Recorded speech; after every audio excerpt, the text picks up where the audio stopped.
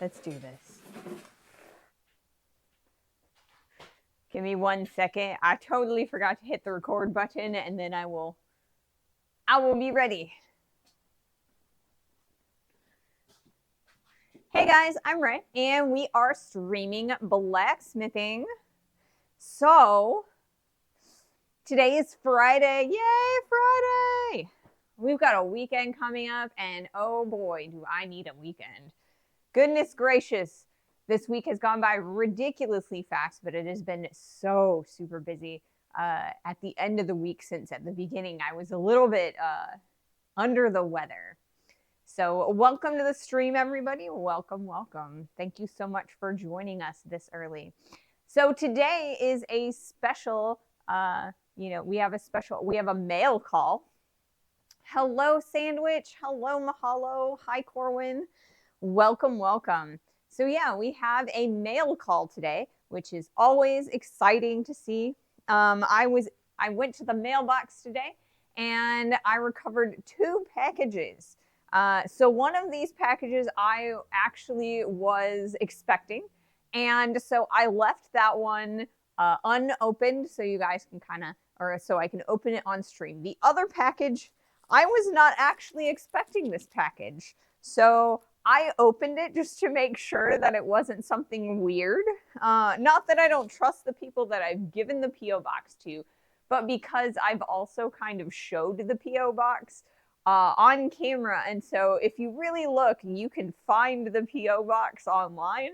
So I wanted to make sure that it wasn't something crazy.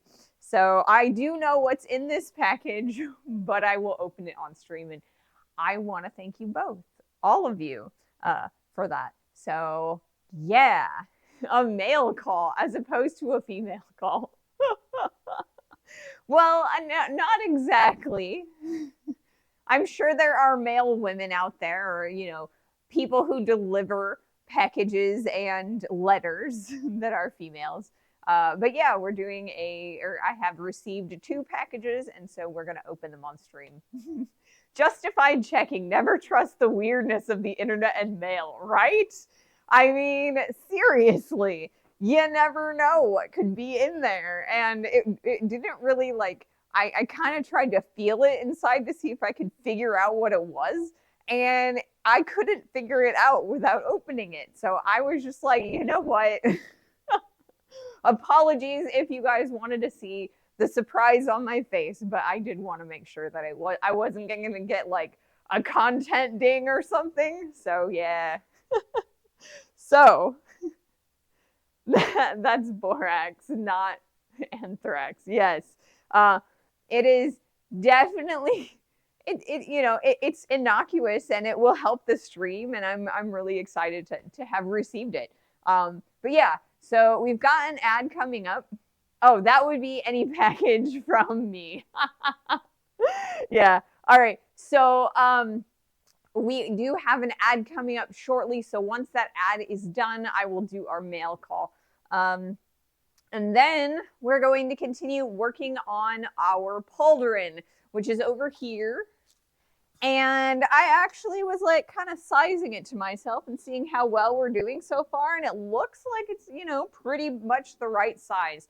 So I'm going to start putting in the ridges on the edges and down the center. So that's what we're going to, it's what we're going to be getting into later. But first, we are going to, we're going to flatten all of the weird lumps and bumps out. If I can remember what that process is called, it would help. But, some of these days. All right. We are in the middle of an ad.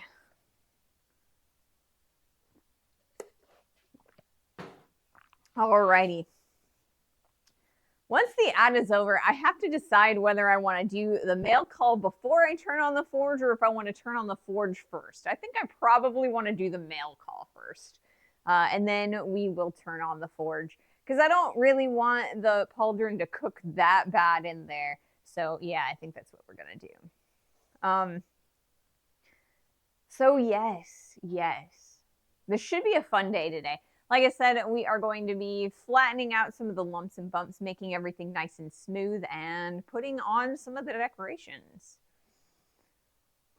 Super exciting.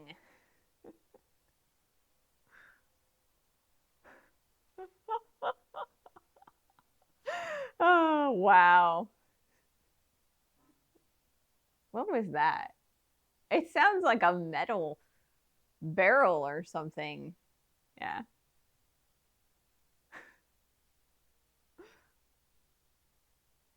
Ba with the ba or baby, it's boy. Hello. What's up? What's up? Not says, I asked Bar Run Forge if I promise the only white powder I will send you will be borax. Will you guys give me your mailing address? That's kind of funny.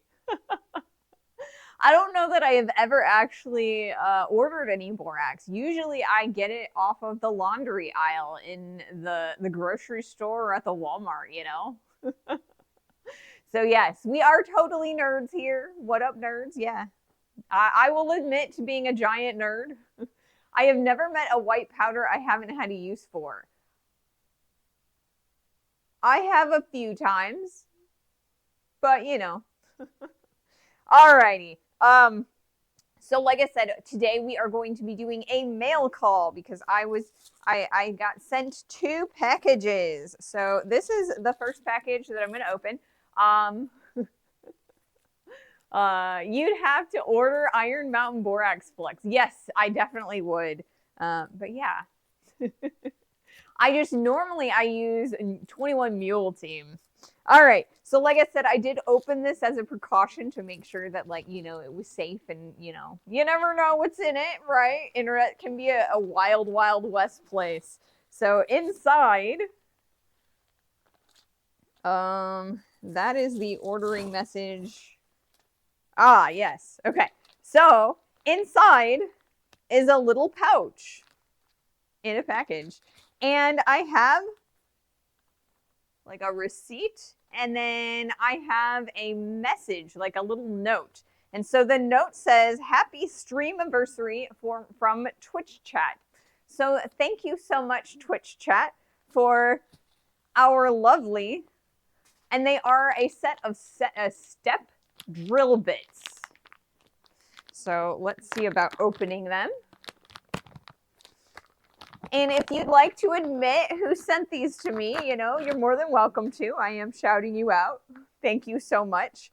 Ooh, these are real nice. So they are a set of drill bits that step down and get bigger as you go. So yes, there is a set of 3 of them.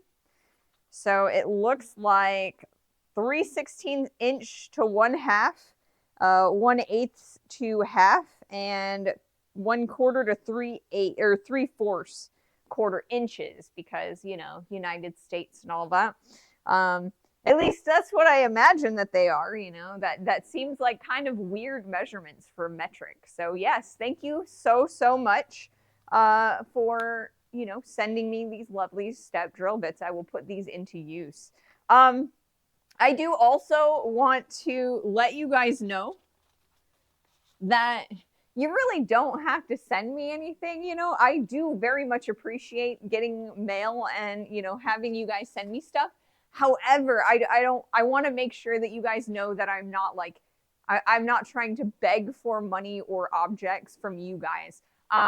The thing that can help me the most as a creator is you guys watching my content, right? The more views and the more duration that you guys watch my videos, that actually raises my ratings in the algorithm, and it spreads my content to more people, and that will give me more eyes from advertisers, and that's what I'm looking for. So yes, if you have sizes like 12/16 or 346 by 836, it's certainly not metric. Yeah, that's very true. Those are odd sizes. But yes, so thank you so much for sending me this. But like I said, you know, don't feel obligated. You know, thank you so much for your support.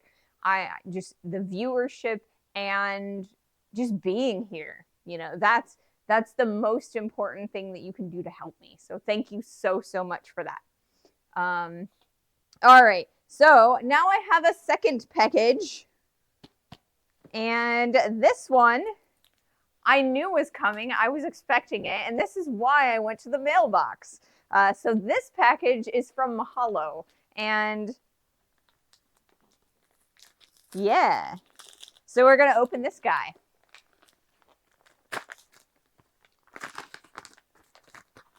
And I don't happen to have my multi-tool on me. What did I do with it? It's in here somewhere. You know what? This will work. It's sharp enough.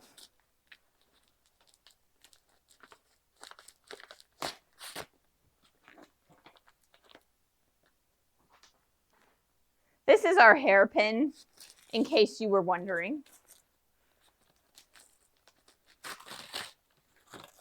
All righty.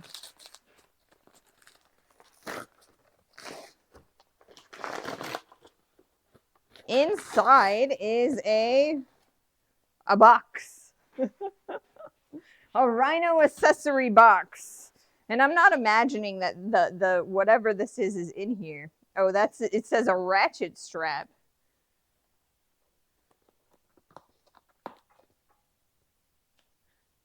Let's see. Let me grab that. As Ray impales her hand because klutz. I am totally a klutz. But if you guys remember, we deliberately did not make a point on these so that if you put it in your hair, it would not harm you. So, all right. So, I mean, I could totally like stab out my eye or something, but that'd be probably about it. You know, it would be nice if I actually had my multi-tool, though. I will say.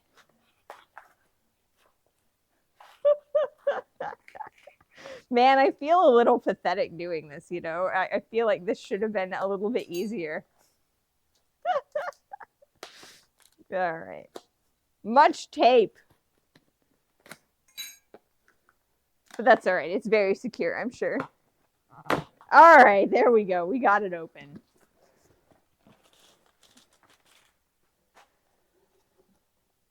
And it is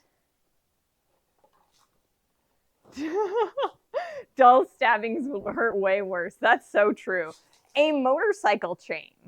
So we are going to turn this guy into at least one hold down, and then we'll see what else we can do with it. This is apparently the style that there is a whole bunch of oil inside of these little cylinders, so we're probably not going to be making Damascus out of it, at least not right away. But we can definitely make a good hold down out of them. So thank you so much, Mahalo. Thank you so much. So yes, we have completed our mail call. Okay, so this I am going to stick behind the camera so that, or in my area that I have all of the rest of my stock in. And we will definitely be turning that into a hold down together. So thank you so much for sending me things. But yeah. Alrighty. So glad it survived the post office. Yeah, and I mean, it's still like really smooth and moist. So you know, there's still a little bit of oil in it. So that's, you know, it's good because it didn't allow it to rust in there. So yeah, worked pretty well. So thank you, Mahalo. All right, so next thing that we're going to do is we're going to turn on the forge and heat up our pauldron. So like I said, there's some lumps and bumps in this, so it's not completely smooth. And most pieces of armor are nice and smooth, at least they start out that way. And, you know, it isn't until they start getting into use or put into use that they get more dense in them. So what we're going to do is we're going to smooth out everything and kind of, you know, round it out and make sure that it is exactly the way we want it to be. All right.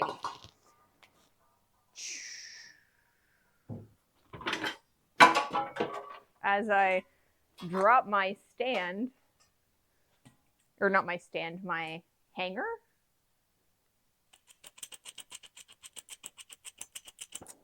This should also warm up the shop because it's pretty cold in here today.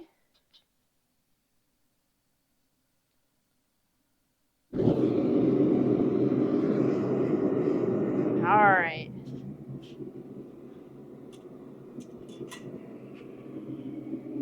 I'll stick that on the anvil. Okay, the other thing that I need to do is I need to pour the water inside of the bucket. We're using the yellow bucket to kind of prevent the gas from freezing up.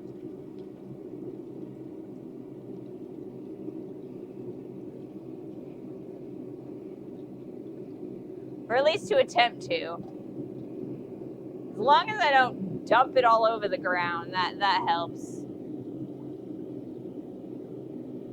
Okay, should be good.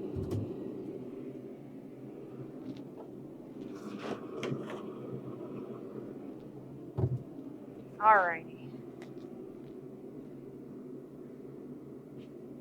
It's almost spring weather here. It's like 29 degrees Fahrenheit. That's almost spring for you? Man, that's cold for me. Alrighty, so let's put the piece in the heat.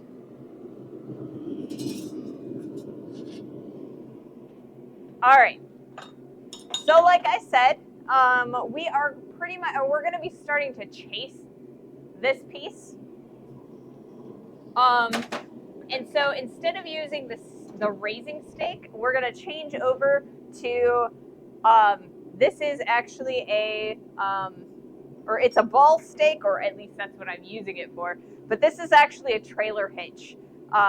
So we are going to use this as a nice little anvil. So we'll put the piece on top of there, like the piece of armor, and then we'll hammer on it with a flat hammer.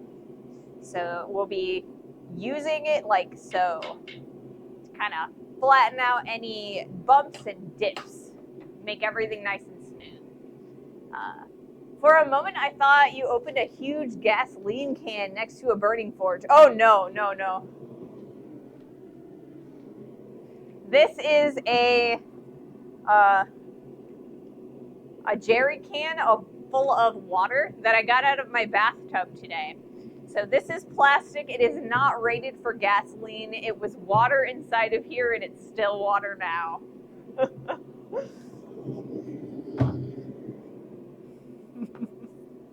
So yeah, I would definitely not recommend putting a gas can full of gas near the forge. That could be a major problem.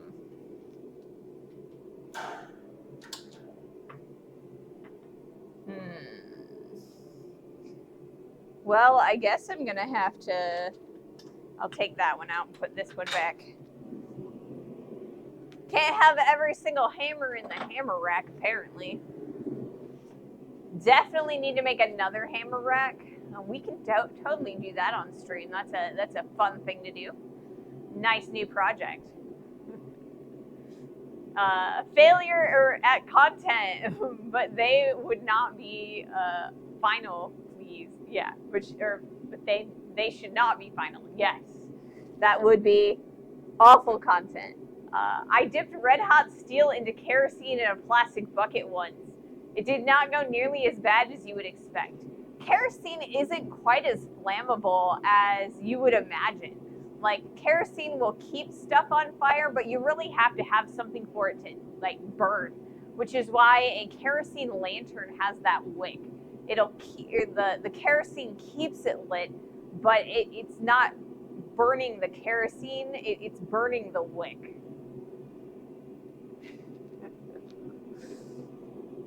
So, but yeah, definitely be very respectful of fire and make sure that you're not doing dumb things around it.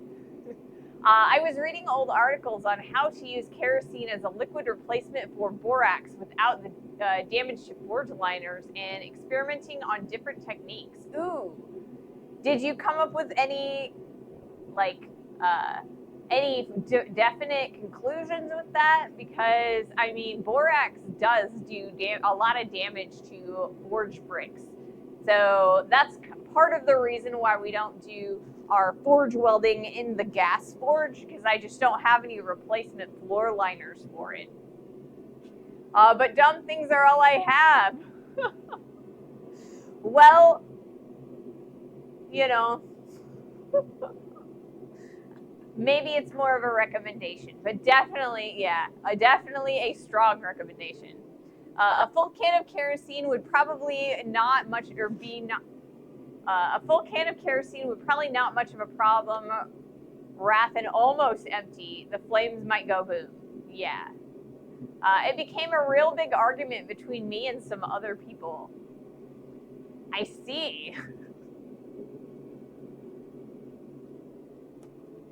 I would definitely be interested in learning how that would work, if it would work well. But I mean, there are also a lot of people who will forge weld without flux at all. You know, if you're really good at managing your fire, you don't really need it. It is kind of it helps a lot. It makes forge welding a lot easier. And someone like me who barely can forge weld as is definitely needs it. All right, I'm gonna move the camera, this camera. Hey, Swiss Forge, welcome, welcome. Welding without flux, that's just blasphemy. I'm not saying I'm capable of doing it, just that some people are. I watched a demonstration in Indiana where the demonstrator was able to forge weld without flux. I was super impressed.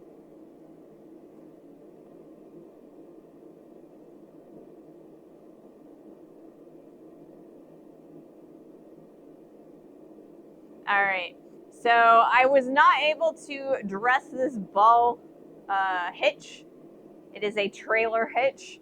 It has a tiny bit of surface rust, but I think it'll be all right.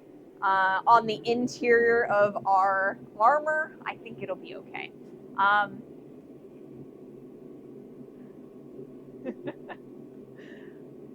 That being said, I would not recommend kerosene instead of borax for anyone who doesn't know what they're doing and accept a drastic increased risk. Yes, definitely, it would definitely be an increased risk. However, in a controlled circumstance with people who are professionals, I think that you know it would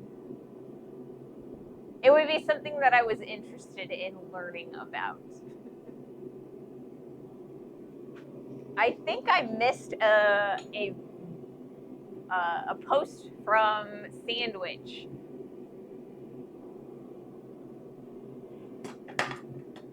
Hey, Bungalow Glow, welcome to the stream. Welcome, everybody. Two Brits at the forge next to me at TGE World Championship made a mistletoe, and they forge welded it all without borax. It was a joy to watch. I think there was a really large block of text, and I think I missed it when I went to go readjust the camera. So maybe it wasn't your post. I apologize for whoever it was. If you could repost it, I'll see about responding to it. But yeah, for a little bit we were getting a lot of chatty going on, which is amazing. I love it, but sometimes it makes it a little bit difficult for me to catch quite everything.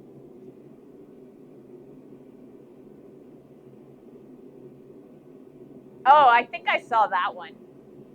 Hey, Rabbit Scotsman. Hello. I said hi, but that was short. I don't know. I'm sure that whoever's comment I missed, they can repost it, and like I said, I will respond to it as much as possible. An earlier message you might or might not have noticed, if you manage to use the mailbox, you will have foldable armor, or at least folded armor. It would definitely be folded armor if I use the mailbox, because I could barely get the piece of armor into the giant forge with all of the bottom bricks taken out. Woohoo! 7 stream streak. Thank you so much, Rabbit.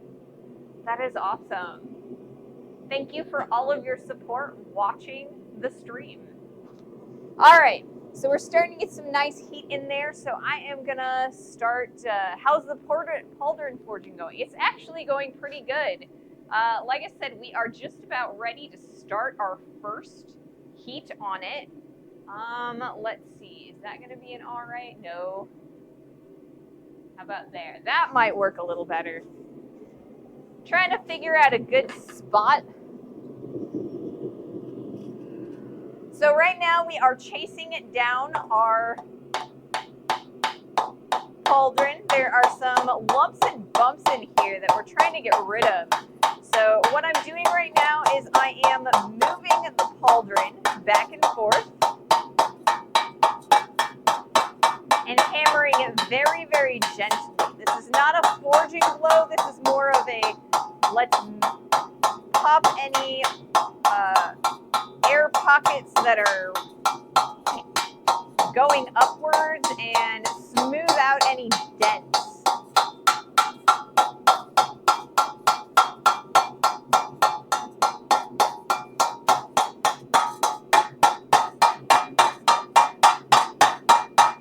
Okay, you can hear that echo.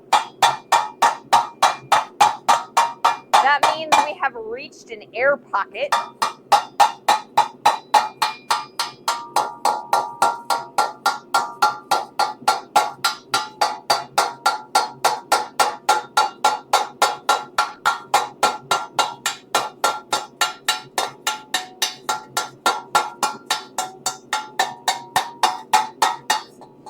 So we're starting to kind of see a little bit of smoothing going on.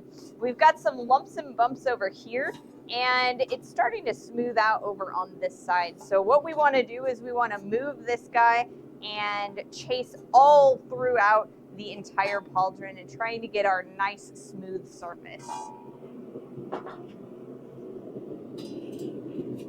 If we start putting on the decorations, like the edging and the central ridge and the mud horn, if we put that in there before we've taken out all of the lumps and bumps, those will still be present in the decorations. And so we want to make sure that everything is as smooth as possible before we start putting in the decorations. So yes, and I believe that this is chasing, and I think that's the name of it, but for whatever reason I can't quite remember if that's what it's called or if it is another term, because I want to say chasing, but then I also know that chasing and repose is typically making or like putting a relief into a piece of sheet steel. So I don't know why. So I will definitely look that up for our next stream so that you guys, or I can let you guys know.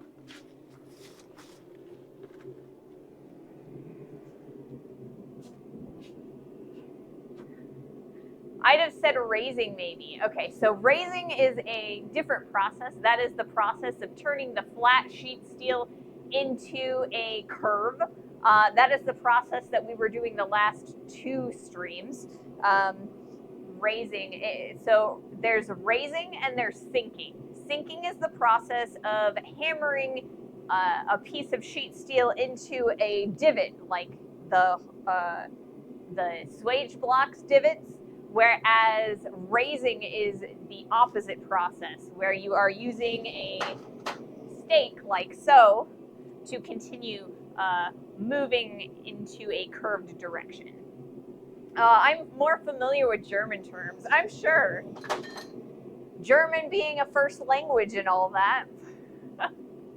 Dishing. Dishing is, I believe dishing is another term for sinking. I believe. It's been a little while since I've really been, steeped in the jargon, I guess. Planishing. That's it. Mahalo, you're right. Planishing. Because that's what we're trying to do. We are planishing all of the lumps and bumps and divots out of this particular piece of armor. And then we will go and chase in the decorations. Yes, I knew there was another term and I couldn't remember what it was. Hey Nimbits, welcome to the stream. So yes, we are planishing the armor right now. Fast, light, bink bonks. Yes, it's a very light stroke, just to kind of smooth things out. You don't want to thin out your material. You want to keep things as thick as possible, but you definitely want to make sure that everything is smooth. We got there in the end, yes, and that's what's important. All right, let me check my camera real fast, make sure that, there we go. All right, I'm gonna do one more heat and then we'll have an ad. Let's just call it de-lumping and debumping, right? That seems to be what we're really doing.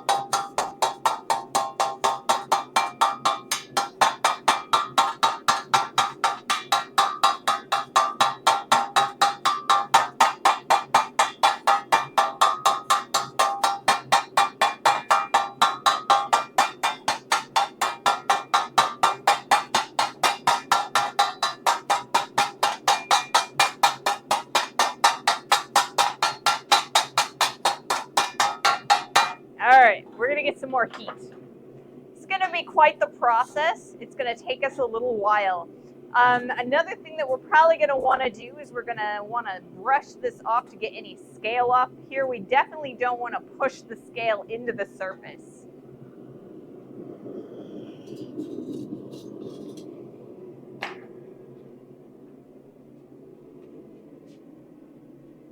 I just found a nice looking anvil in the wild. I wish I had liquid cash right now. I'd snap it up in a heartbeat. I mean, I would too, but I definitely don't have any liquid cash that I can put into an anvil right now. I have several other pieces of equipment that would be nice to have, and that's probably going to end up being a priority, but there are so many really nice anvils out there. Hey Bluesy, welcome to the stream. Stinky English. Yes, there is. The other way to do this is by using an English wheel. And an English wheel is basically two wheels that kind of roll together, and you can kind of shove the material in between them and it will smooth out and do this a lot quicker. But I don't have an English wheel, so we are doing this by hand hammering. What's the thickness of your sheet? It sounds about like 1 millimeter. It is about 20 gauge. And I will answer that question again once the ad break is over.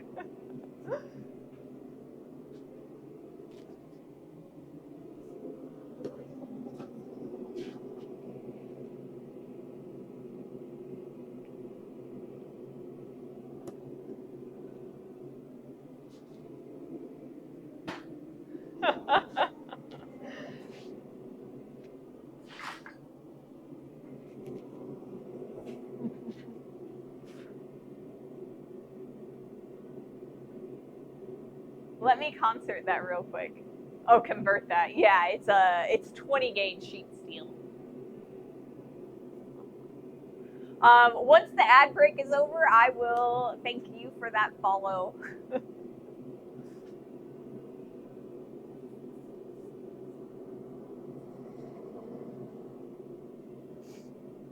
So yeah. Yeah, it is about 1.8 millimeters thick. A little bit thicker than a millimeter, but not too much.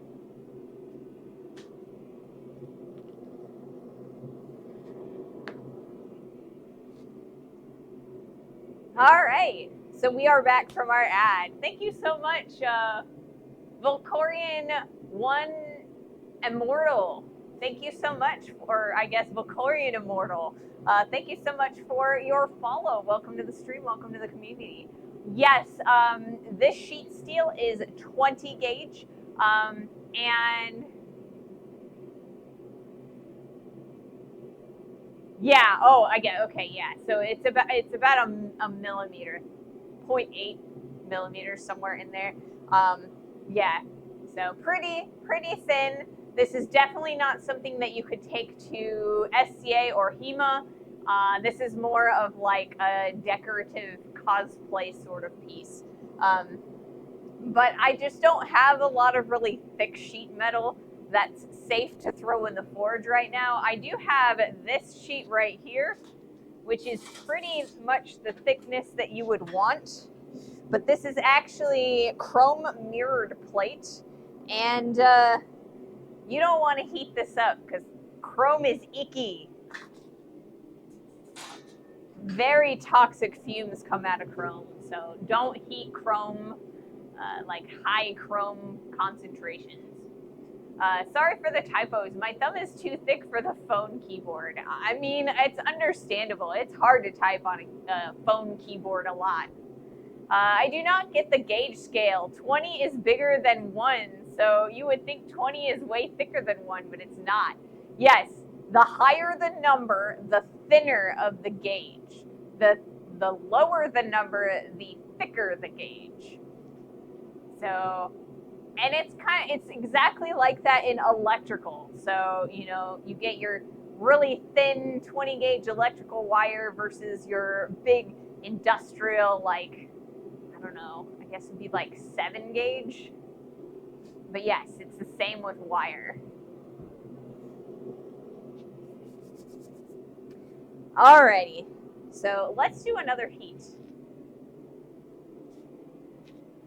So yes, Bluesy, I could totally make my own English wheel, and I will show you what I could use to make an English wheel, because I do actually have some lovely pieces of round, large diameter round stock, but I use it for other stuff.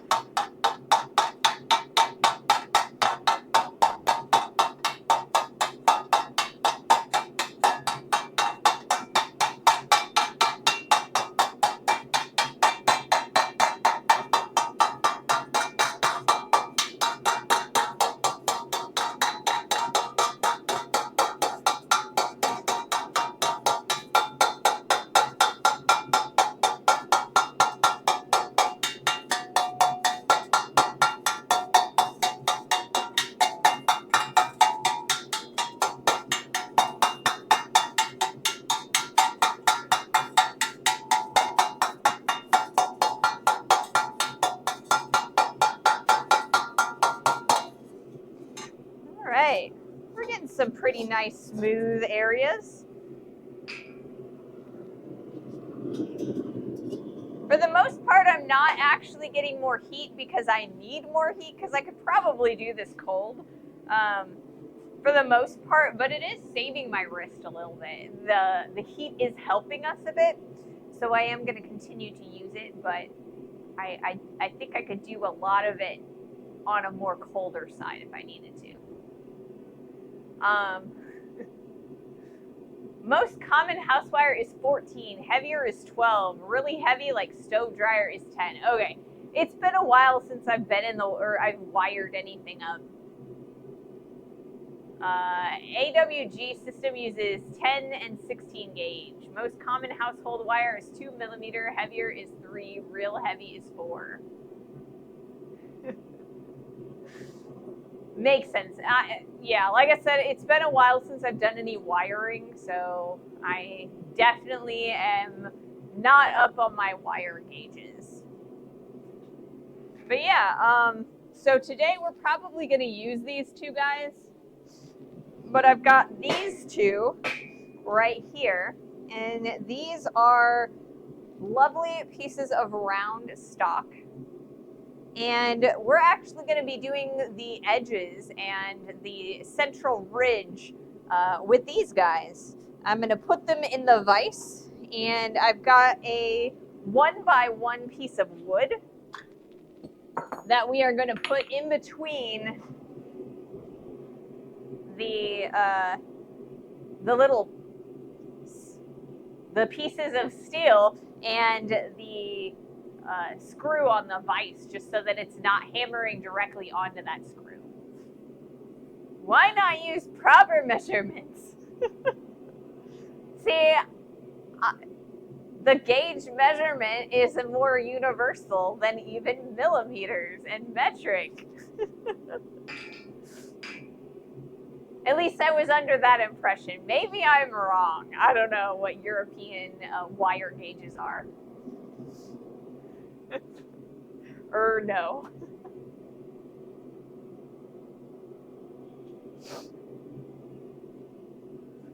Oh, is that American wire gauge? Okay. So I guess we're just weird.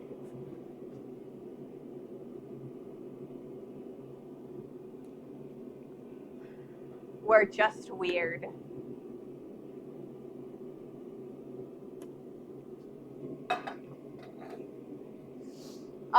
Okay, so the best way to go about planishing a piece of steel or a piece of sheet metal is making sure that the diameter, or like the curve of the tool that you're using underneath matches or is similar to that of the curve of the piece that you're trying to planish.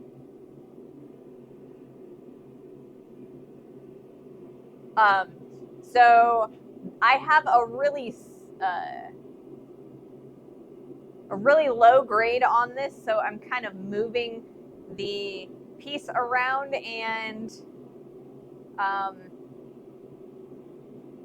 because this ball is really small, I'm able to get it to work even though I have the curve doesn't match. Let me try and say that again.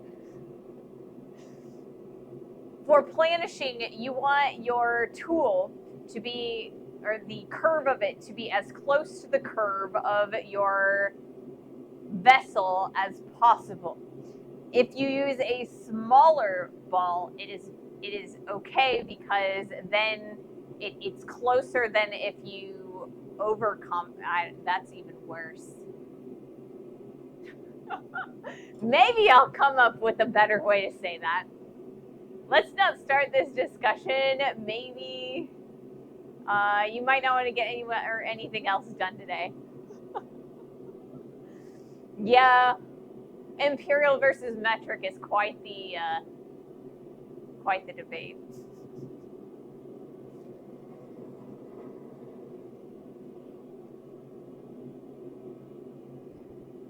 So yeah, once we're done planishing, I will take the two round section or pieces of steel, and we're gonna start making the corners easier. Or we're gonna smooth the edges. That's what I'm trying to say. Goodness gracious. I'm sorry. I'm a little bit distracted today.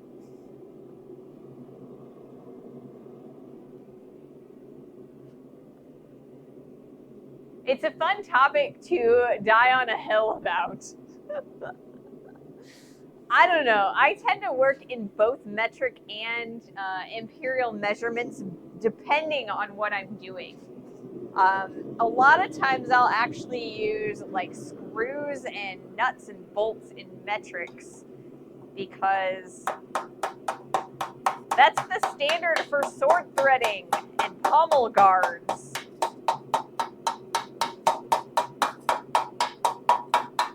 So I keep a lot of that around.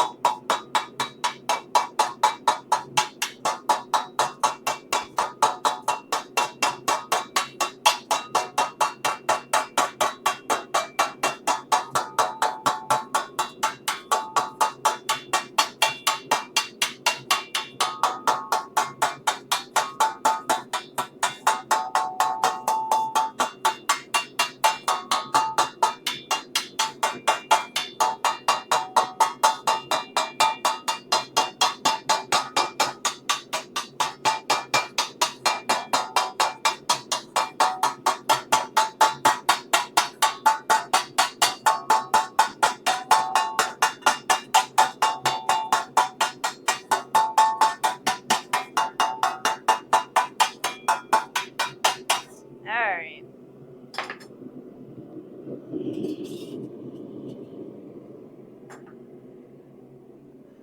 Is that a trailer ball? Yes. Yes, it is. It is a trailer hitch. Typically, these guys are in the. I'm not sure if everywhere they're like this, but in the United States, they typically have like a flat and a really harsh quarter in that center, like around the same size as a 50-cent piece or something like this size. I actually used a angle grinder to smooth that off. There was also like a indented decal on there that I smoothed off of it. But yes, it's just a trailer hitch.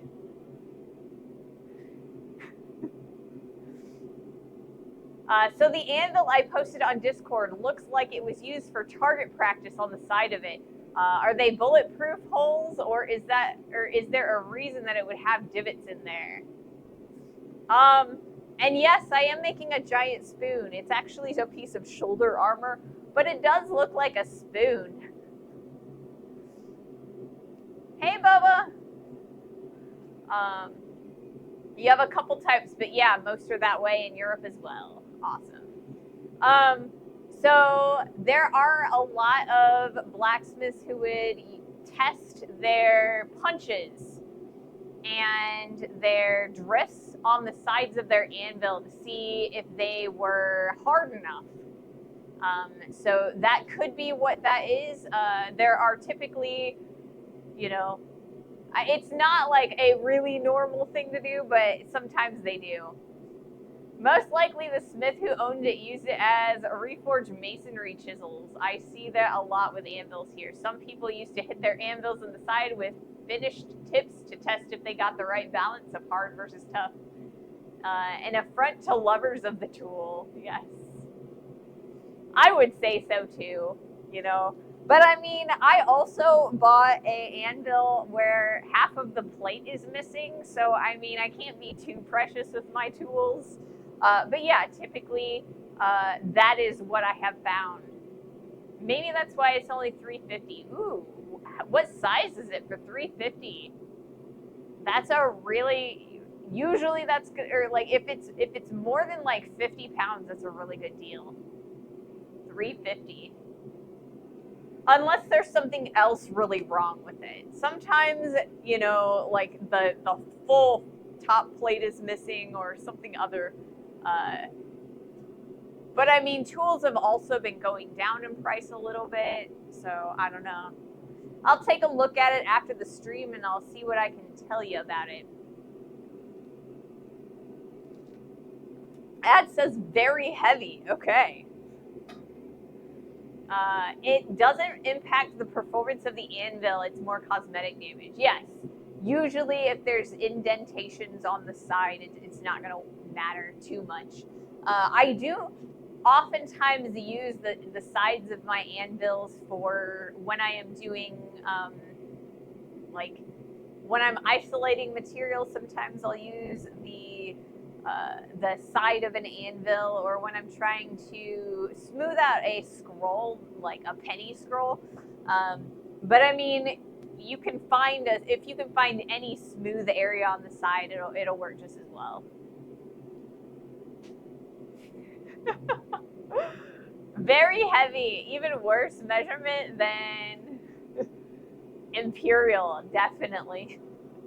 It's not a real measurement. I mean, was there at least a banana sitting on top of it? That seems to be one of the internet measurements, that you put like a banana on or next to something for scale. There is a whole like internet group that is all about putting bananas next to things for scale. I think at this point it's kind of a meme. Let's do another heat. But first, I'm going to change the angle. Or I'm going to kick over my camera and catch it so that it doesn't fall. Okay, let's come over here.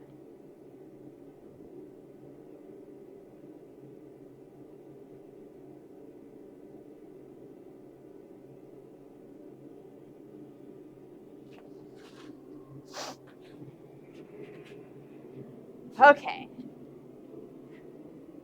A hard banana or a soft banana? I don't know. You guys will have to tell me. Not that way. That'll work.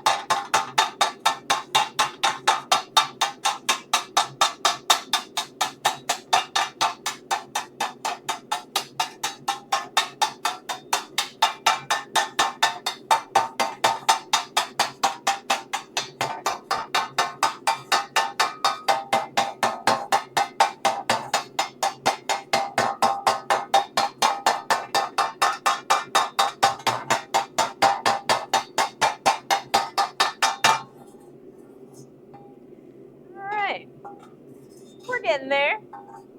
Got a bit more over here, and then we'll probably have to flip it over so we can do the bottom over there.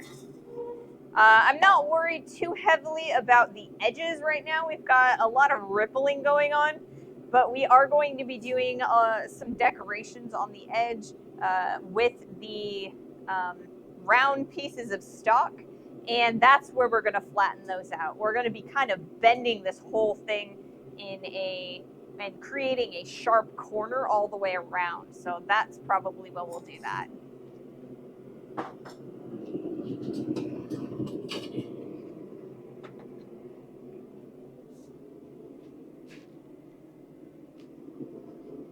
Good rhythm. I try.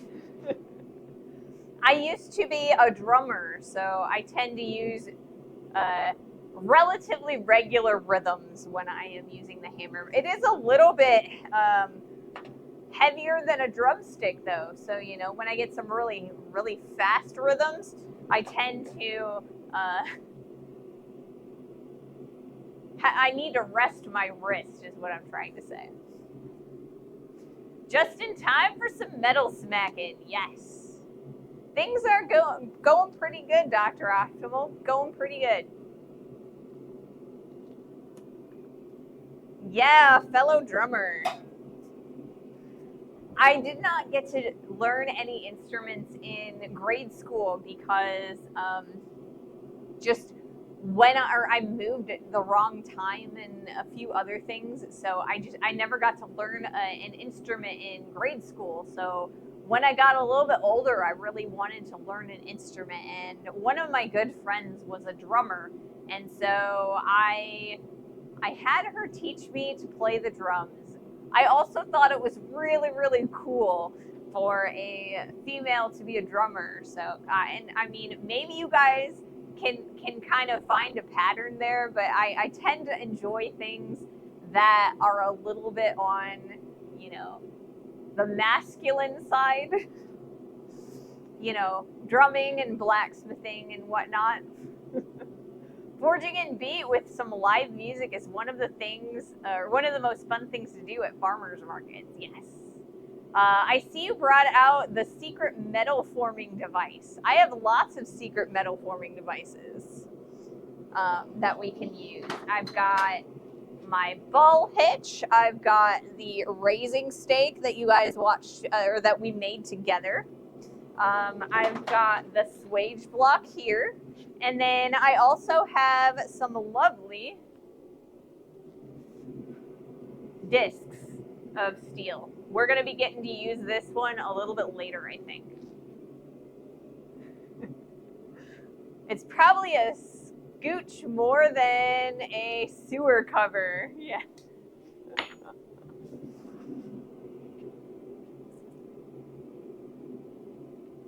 But yeah. Should be a fun stream today. Like I said, we're going to start decorating the piece, and we're kind of making everything nice and smooth and ready to go. So, the butler is making a commercial today for a bacon company. They do like processed meat, I guess. Yeah, it's a processed meat company. And so they're making a commercial about bacon today. Yes, and it is about the size of a small anvil. So yeah, the butler is making a bacon commercial today. And I got a text message yesterday asking if I don't know if I get any free bacon today. We'll see. We'll see if the butler comes home with any bacon. But yeah, I got a text yesterday of the butler asking if they could use the fork that we made on stream together. So there is a chance that our fork will be in a local TV commercial, the one that we made together on stream. Oh, that's so cool. Yes.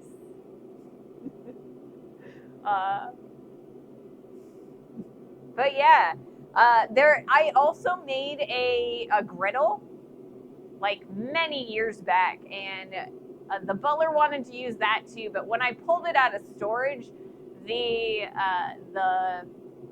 seasoning hadn't taken quite right, and so there were a few places where it was a little bit rusty, and the butler didn't want me to resurface it and then re-season it. So I still have the griddle here, but yeah, I think they decided to use the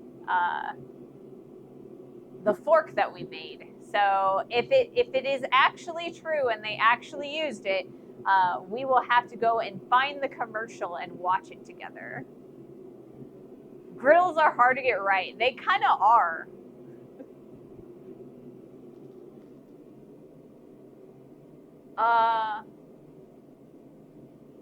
Igel Cauticus. Oh, Igel Cauticus. Thank you so much for that follow. Welcome to the stream. Welcome to the community. I have no idea where I, went with that name. I apologize for butchering it. But thank you so much for that follow. We have reached 480 followers. That is exciting. We are growing quite a bit. Yeah, griddles are kind of hard to get right. I made this griddle very similarly to the way I'm making this pauldron, where I started with it. I made it a lot rounder than it was going to be in the end, and then I flattened out the bottom of it with one of those discs of steel. But yes, definitely butchered that name.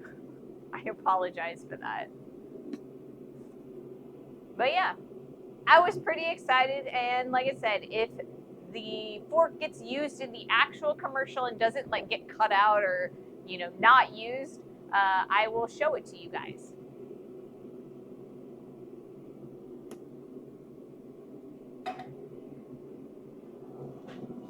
All right, let's do another heat. I had no idea there are blacksmiths on Twitch. Looking forward to some hammer time. There are a couple of us. I think I'm probably the most consistent blacksmith here.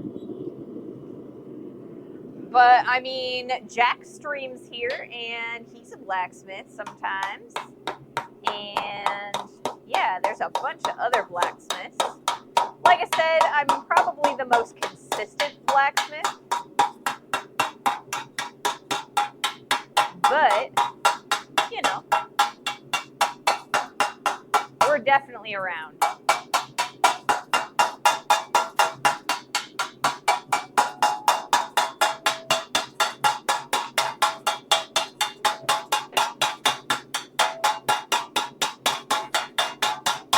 All right, so on the sides, like right here and right here, there's some weird indentations. And what I'm gonna do is on the next heat, we're gonna go over to the swage block and kind of start planishing them a little from the interior, because we're not gonna be able to take that large of a divot in or out on the trailer hitch. So we're gonna work from the inside and then come back from the outside, or to the outside.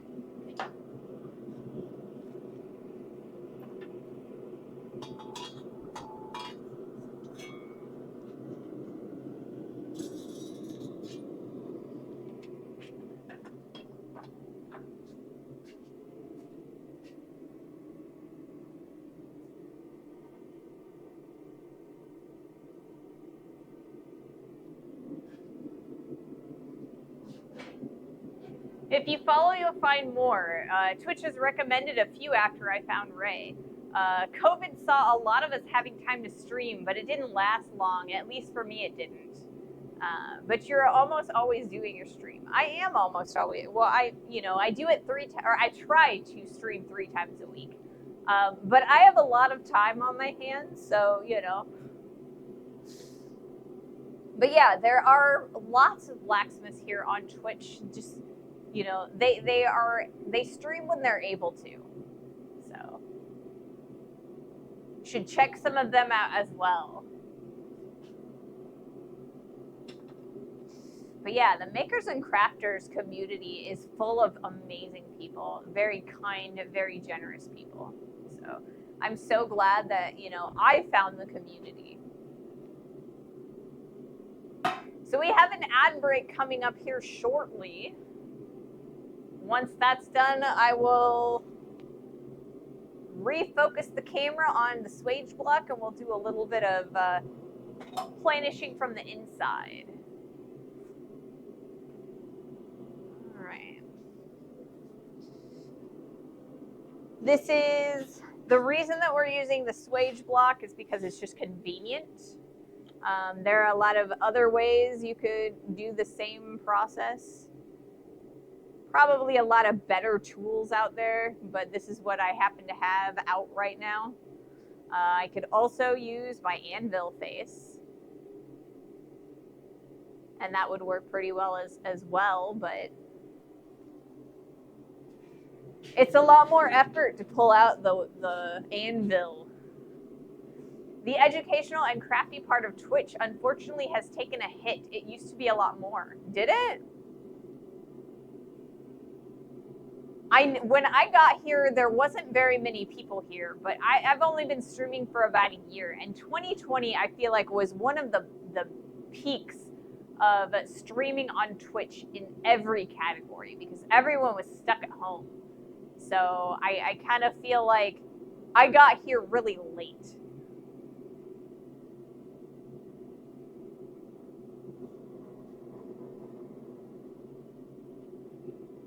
All right, so we are in the middle of an ad break. Once that ad is over, like I said, we're going to come over here to the swage block, and we're going to kind of planish a little bit on the interior. That way we can flatten out some of those side areas. Better late than never, right? It's one of those, they always say, or I guess, you know, the old adage is the best time to start something was, you know, yesterday. The next best time to start something new is today. So, you know, I started, and that's all that matters, right? Now we're here, we're growing, and we've got a pretty good community going.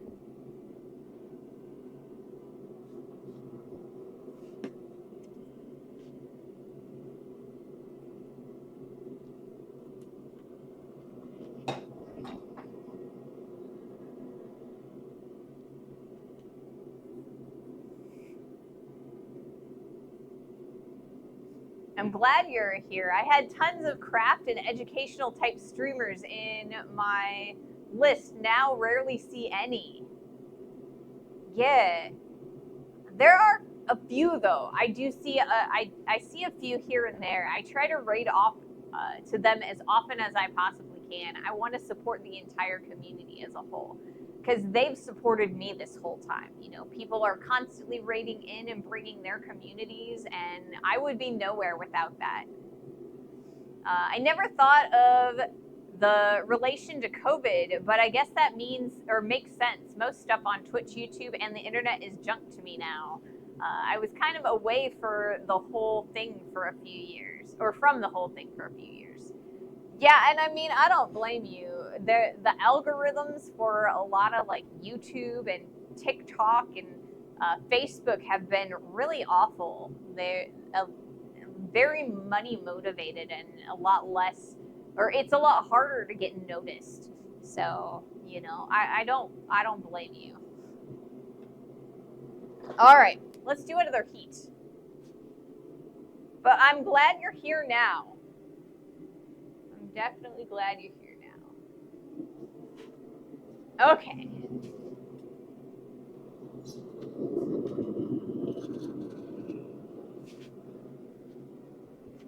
All right, we're gonna come over here. We're gonna use some flat sections.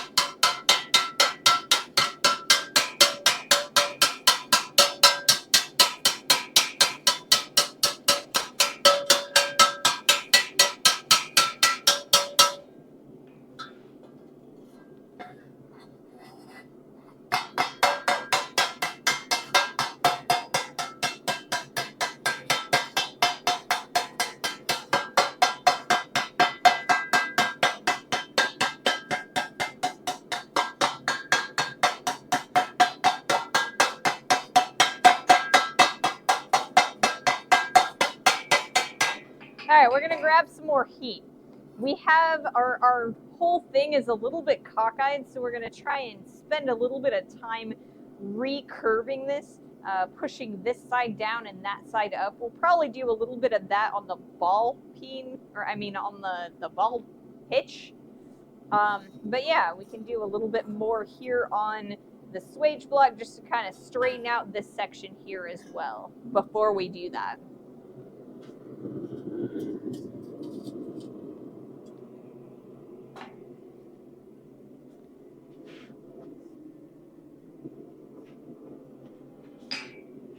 Twitch has made it a lot harder to browse for streams with their attitude of slap an ad everywhere. Smoothing out nicely. Holy Zoink says, hey Ray, what are you making today? Today we are we're working on a pauldron, like a piece of shoulder armor. The design that we went with was the audience choice of the Mandalorian's pauldron from the Mandalorian Disney show. And so right now we're in the process of planishing the rounded shape and smoothing it out before we start putting in the ridges and the raised edges. And after that's done, we will spend some time chasing in a mud horn logo on the side. I still have to decide whether I'm going to chase it directly into the side of the pauldron or if I am going to chase it into a separate piece of steel and affix it later. I think that it'll be, or they could, I feel like one would be just as easy as the other at this point. I haven't decided how I want to go about that. Glad to be here. My COVID plan was to build a little forge and learn how to make my mother a sheet metal tray, so this might rekindle my motivation. I mean, I am very happy to inspire people. I'm glad that what I do, makes people want to go out and learn things. I always say that, I'm not the best at any of this stuff. It's always better to go and find other people to watch as well, especially if you're, trying to learn or, find someone to help you out to teach you directly. There's nothing like an in-person teaching session.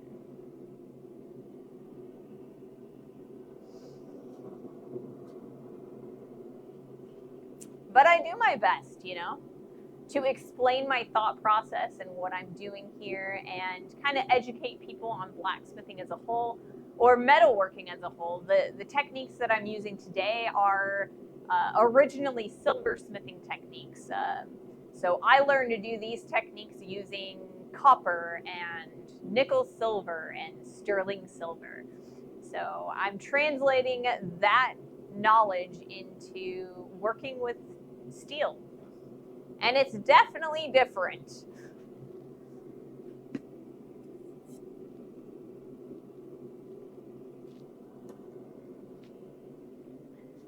Stupid copper working in reverse, right?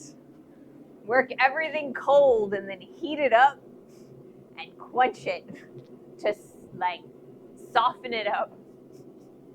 Quench to make it soft. Yes, definitely. Quench it in pickle though, because you got to clean off all of the nasty fire scale. Although I guess technically steel is the one in reverse to everything. I mean, I think it depends on your perspective, because you're not going to get very far with titanium working it cold either.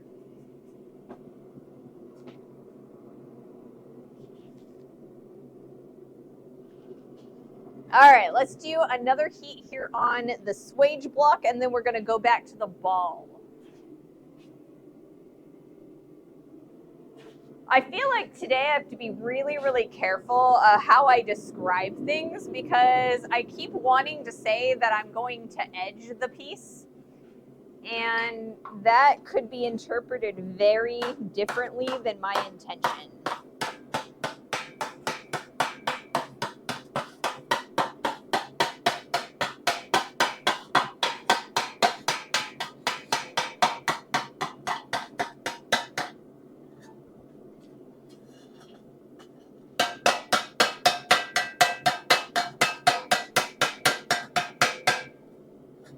Ooh, thumb's hot.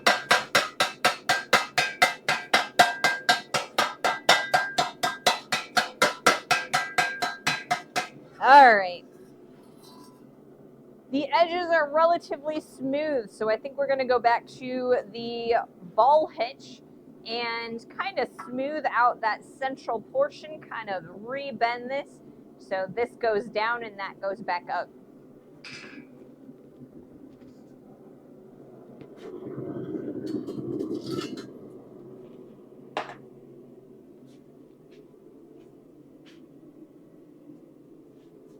I mostly stopped streaming because it got hard for me to find time in the shop on my own once I started employing people.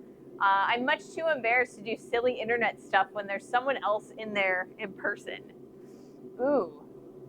Yeah, I could see how that could get embarrassing. I mean, I feel like I embarrass myself enough, all by myself here in front of you guys, I get it, But I also feel like you gotta get over that. If you're going to be demonstrating, there's a part of me that's like, I gotta get over like messing stuff up and embarrassing myself, because I things don't work out sometimes, and I have to reapproach things all the time. So not that I'm saying that it's easy to do that or that it's worth doing it for everyone, but it's just what I had to do. Screw that, do it. Sounds fun.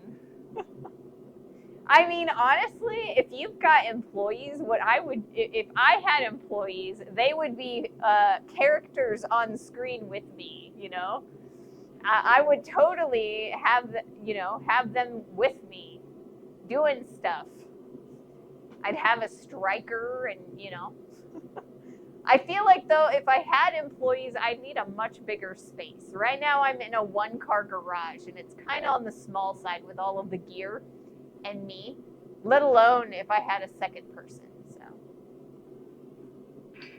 I will at some point have a second person in here helping me with the stream, and that person is going to be the butler, because the butler wants to test the new HDMI transmitter.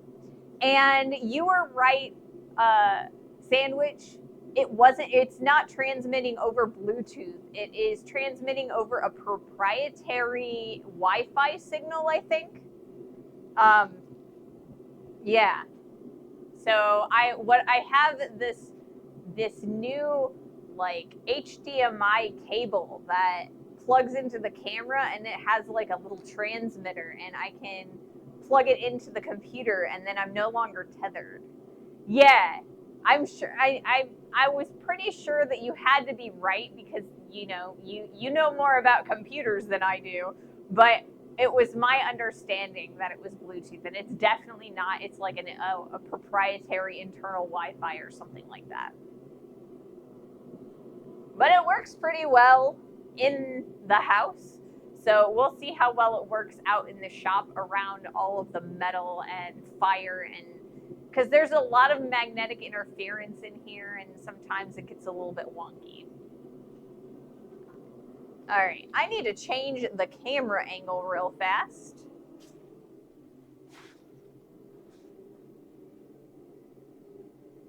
Back over to the ball hitch.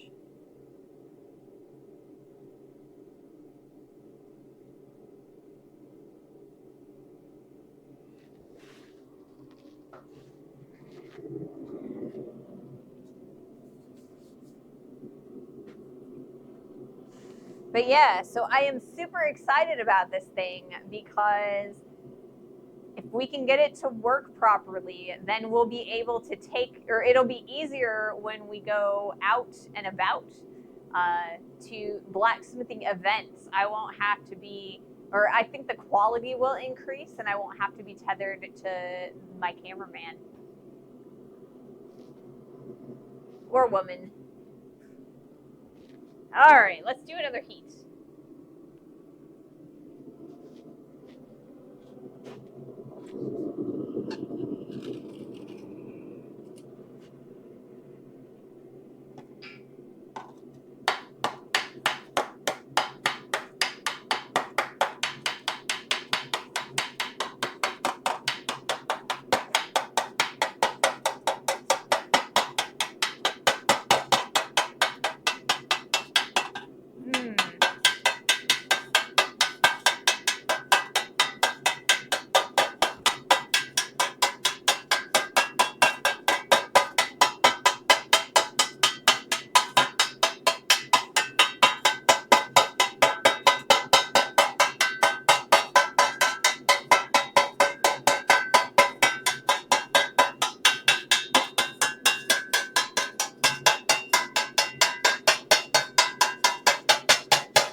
All right, more heat.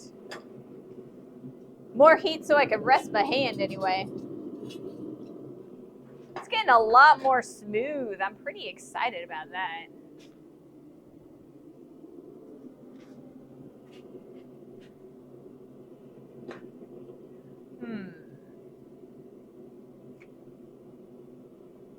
My thumb's getting a little bit warm because of the heat radiating off of the piece. So I'm wondering if I have enough rubber grip that I can use a welding glove and still hold on to the handle. Ordinarily, the reason why I do not wear gloves while I am hammering is because the grip of the gloves is oftentimes not good enough that I'm not going to fling my hammer. But this has a rubber grip on the end of it, so I'm not sure if the rubber grip on the end of the handle is going to be enough to use a glove that doesn't have any grippy on it. I wonder. I might try it.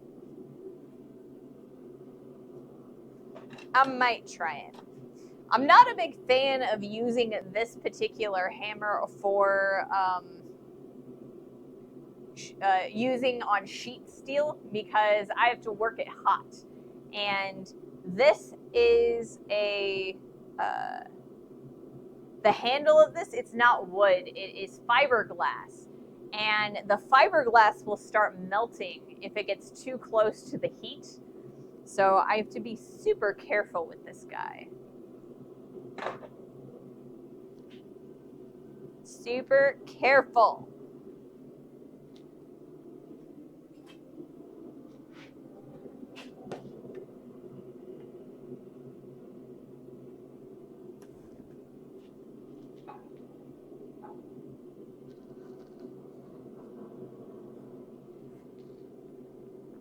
Swing, slip, swoosh, crash, new hammer, please. Or new camera, please. I mean, I'm terrified that while I'm streaming, I'll lose grip of my hammer and end up like slinging it at the cameras sometime. I am terrified. I do not want to lose any of my equipment. Could you do the sand and glue treatment to the handle or would it melt? I do not know that I am familiar with the sand and glue treatment to the handle. Is that something that different industry do? Yeah, like I said, I'm not familiar with that.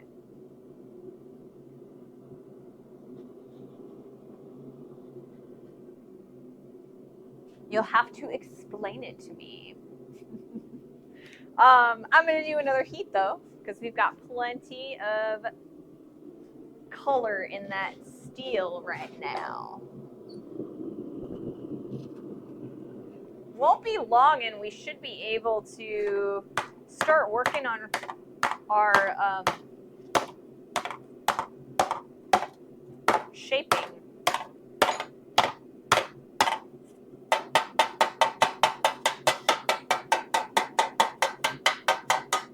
Or our ridges.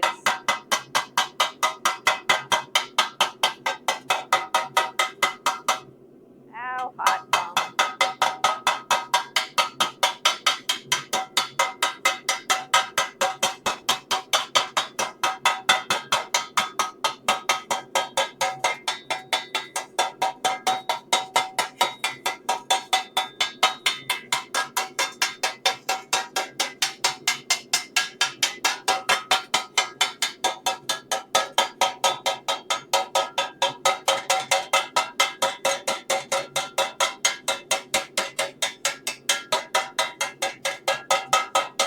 All right, more heat. I've got a little bit over here that I want to deal with, and then I'm pretty well done. There's a little indent here that I want to take care of at some point. I don't know if you guys can see it from there. There's a little indent here. I probably am going to end up maybe using the swage block to kind of push that out a little bit, but we'll see. Starting to straighten a little bit too, so that's good.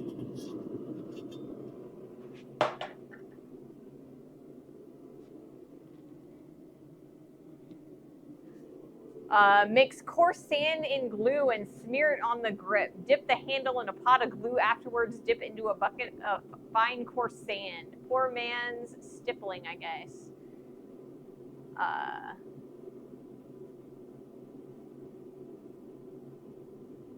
Isn't it indentational? Yeah, there's like a divot or an indentation in that center area. So I don't know. The reason that I would not use like a plasti dip or something like that is because that would melt and it wouldn't be comfy, and because it's gonna get warm. I don't know. I've never seen a blacksmith cover their handle in glue and sand, so I don't know how well it would or would not work. But yeah. Indentional. Oh, it was supposed to be a pun. Indentional. I get it. It was a funny pun. I just made it not funny by explaining it. I'm sorry. I would think a sandpaper handle would suck. I mean, I would definitely think a sandpaper handle would suck, because you'd be sanding the grip off, or the grip off your hand, or you'd probably end up ruining your glove. But I don't know. I mean, I would imagine leather wrapping a hammer is traditional. Sometimes it is. I tend not to, just because,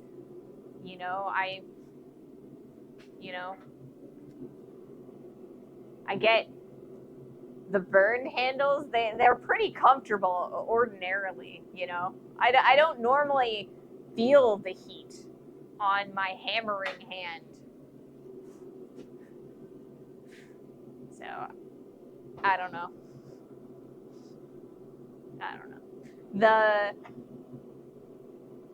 handle's a little, or I have this, or when I am using the car body hammer, I'm choking up really a lot, and I'm holding it in a different way than I normally would hold a blacksmithing hammer. I don't know if you guys are aware or like have seen what my hand looks like, but I'm holding the hammer like this, right? There are also a lot of silversmiths that'll hold their hammer like this. I just turn it a little bit, or I am currently turning it a little bit because I'm raising my hand. Like if I were, closer, higher, taller, I would hold it like this, but it's easier for me today this way. But you would not hold your blacksmithing hammer like this, because you would give yourself carpal tunnel and tennis elbow so quickly. But this is a really light hammer, and I'm able to get a lot of really nice control out of holding it like this.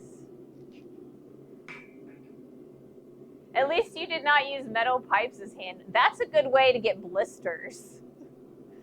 Should you not hold your handle at the end of the handle? You are choking your hammer. I am, and the reason I do it this way is so I can get a maximum amount of control. The further back you hold a hammer, the more, or like the less control you get, right? So you get more control because, it's not moving as far. Like when you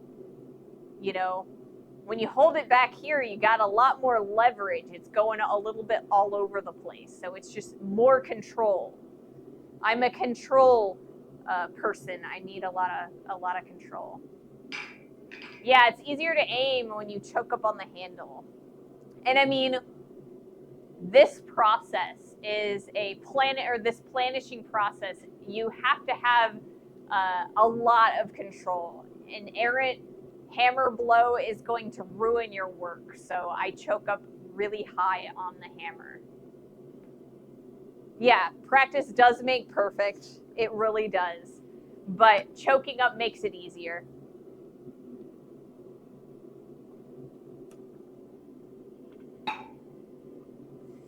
Also, if I choke up, I don't know if you guys can see, but my hands shake a little bit. It's not because I have anything terribly wrong with me. It's just, fatigue over time, caffeine, whether I have a lot of it in my system or not a lot of it in my system. But yeah, so choking up the hammer takes away a little bit of the jitters that I have. And you hit your knuckles on the anvil and you end up choking up on, or one way or the other. Oh, Otter Dolt, thank you so much for that follow. Welcome to the stream. Welcome to the community. Thank you so much. I know what that is like. Yeah, and it's you know, if I drink a lot of caffeine, I can take the shakes away. But it's been a couple hours since I had my last caffeine, so I'm starting to get a little bit of a shake. It's also, I'm having a little bit of shake in my hand because I've got a little bit of fatigue going on in my wrist right here. I have weak wrists. So it does take a little bit of, I'm not amazingly practiced at this. When you are practiced, I mean, you get that workout and, you know, you get a little bit more steady at it. You know, there's a lot of factors as to why I'm getting a little bit of shake. I don't have a problem with caffeine, just without it, right? I am the first to admit I am horribly addicted to caffeine. Horribly addicted to caffeine. So it is what it is. The harder you hit yourself, the quicker you learn, unless you're a masochist, of course, right? All right, we've got an ad coming up in about 2 minutes. I'm going to do another round of planishing.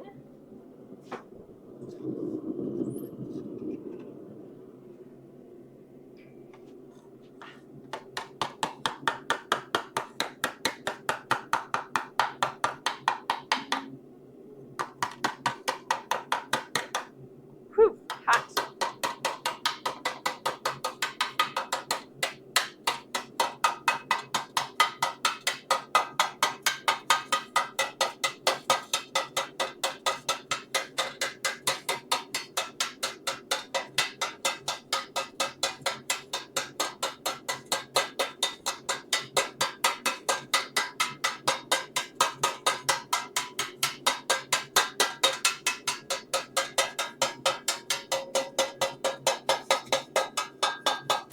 All right.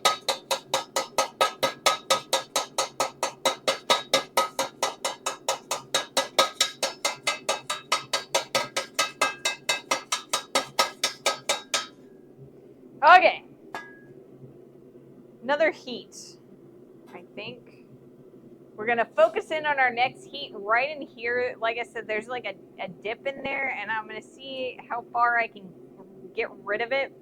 On the ball hitch, we may end up having to use the swage block, but we're pretty smooth. I'm pretty happy with it.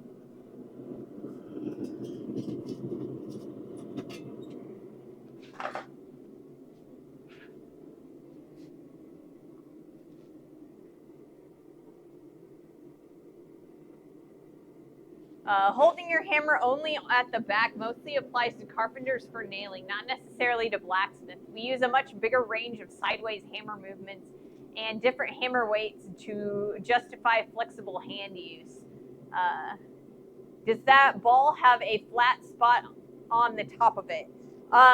It has a little bit of a flat spot. It used to have like a really flat spot, and I ground it off, so there's still a little bit left closer to that center area, but it is radiused as much as I could get, as much as I had the patience to get anyway. But it does have a little bit of a flat spot. But yeah, blacksmiths depending on what you're doing as a blacksmith, there are multiple hand or positions that you're going to hold the hammer in. If you are getting a really heavy blow, like, you know, if you'll choke back on the hammer, and, you know, if you want more control, you'll choke up.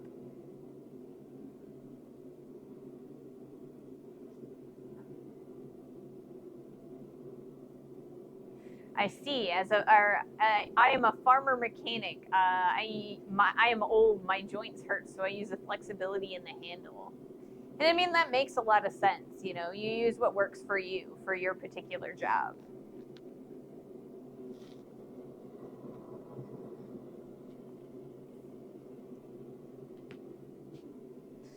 I'm going to check my camera real fast. Just because I can. All right, I think I'll be okay. 1 or 2 more heats and we'll be ready to work on the next process.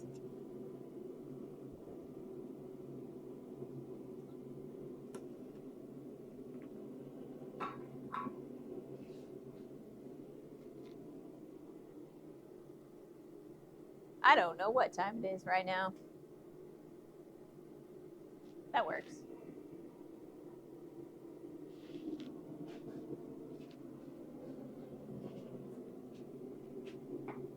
We are at an hour and a half.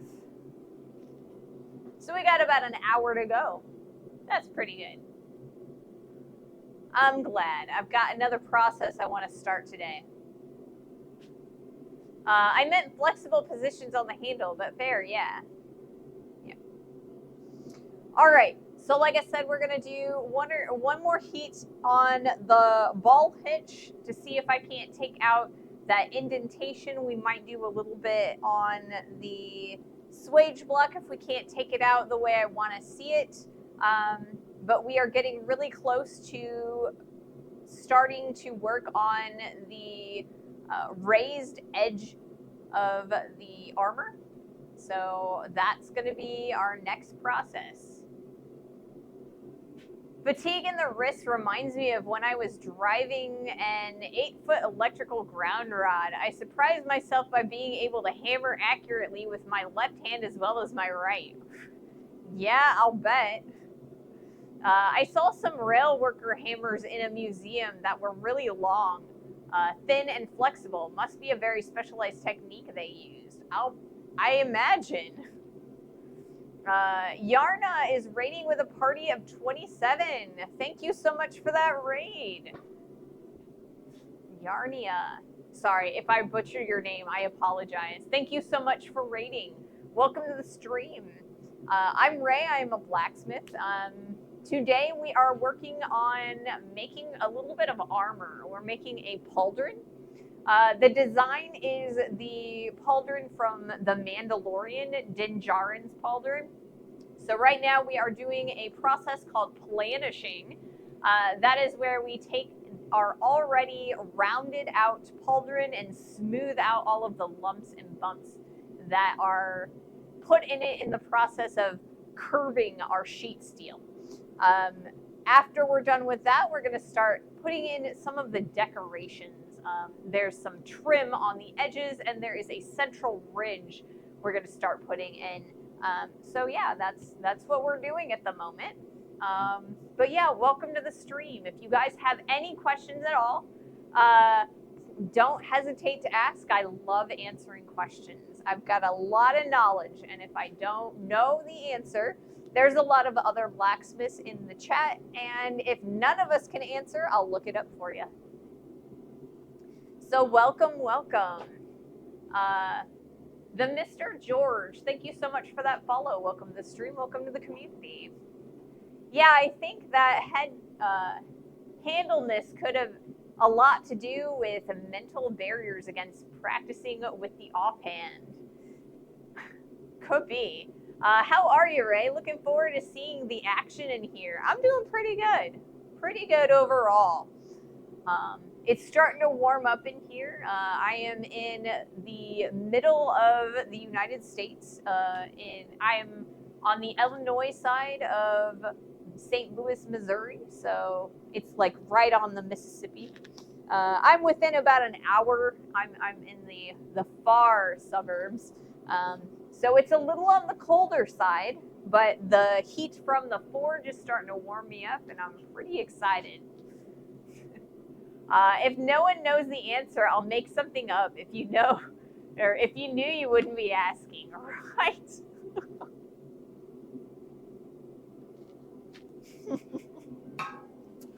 But yeah, we love metalworking and other, lots of other conversational things around here. All right, let's do another heat. Like I said, we are smoothing out our pauldron today. There's a weird indent that I'm trying to take out of this. I may end up having to use a different tool for this. But I'm going to see if I can't work the problem as is.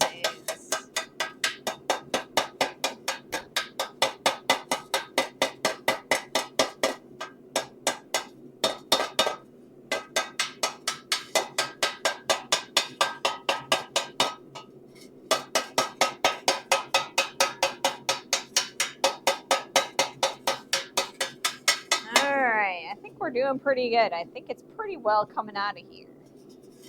All right.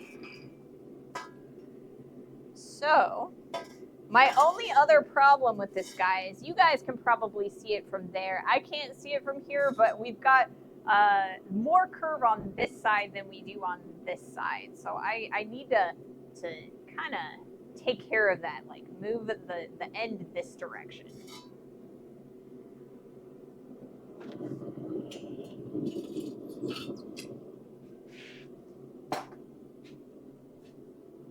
Norse, when you've had a few splintered bones in your strong hand, have had to manage for 3 months on your offhand, you become omnidextrous. Yeah, isn't that the truth? Yeah, definitely. I remember when I broke this finger, you know, my left pointer finger, and my dominant hand is my right hand. I had to learn to compensate. It was not easy.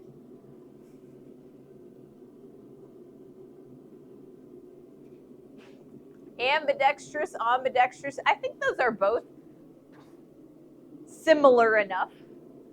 I'm out of water and I still don't have Gatorade, so I'm probably going to go and get a soda in a few, and you guys can yell at me for drinking something that's going to reduce my hydration as opposed to increase it, and, you know, in a few. Oh, geez, yeah. Closest I've had to that was a broken right thumb in a cast for a few months. I did janky handwriting with my left hand, and my teacher said he thought it was drunk writing with my right hand. He said it was good for my left. And weirdly, it is something that goes fairly quickly. I think it is too, you know. I always feel like I'm useless with my left hand until I, you know, start practicing doing something with it. And then I realize how dexterous it truly is. You know, I think that while right-handed versus left-handed is a thing, if you practice with both hands, you do get a lot closer to ambidextrous. Luminox, thank you so much for following. Welcome to the stream. Welcome to the community. Ambidextrous is a proficiency with both hands at everything. Omni is when you can do a lot with both, but not all. Oh, so it isn't the same thing. Okay. So maybe my mom is omnidextrous because my mom is left-handed, but oftentimes as a child had to learn things right-handed because back then they would wrap you in the knuckles with a ruler if you used the wrong hand. I practice with both hands every evening. I mean, it's a good practice to have, you know. I know some people who you could call ambidextrous. Okay, I am omnidextrous.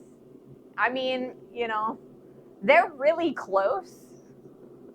But I mean, if there is a technical definition, we should probably go by it, right? Okay.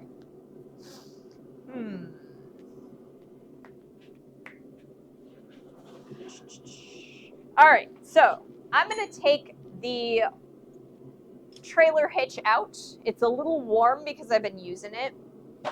And we are actually going to put in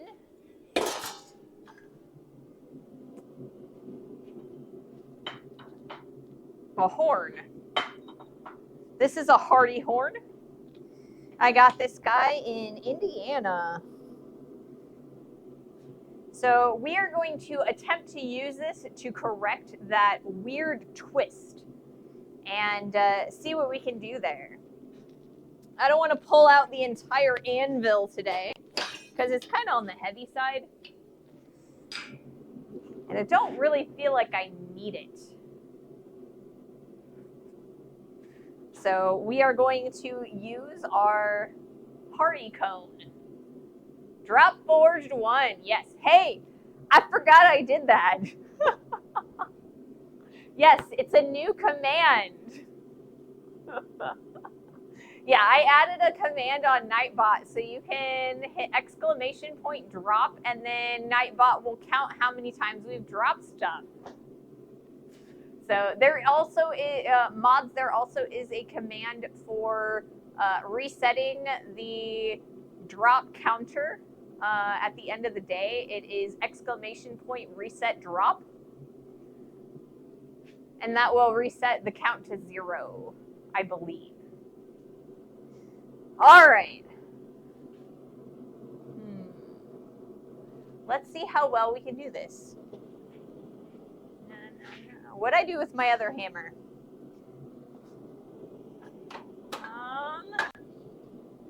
Missing. That is not a hammer I wanna be missing. Oh wait, I put it away. Oh, I put it away. That's what I did with it.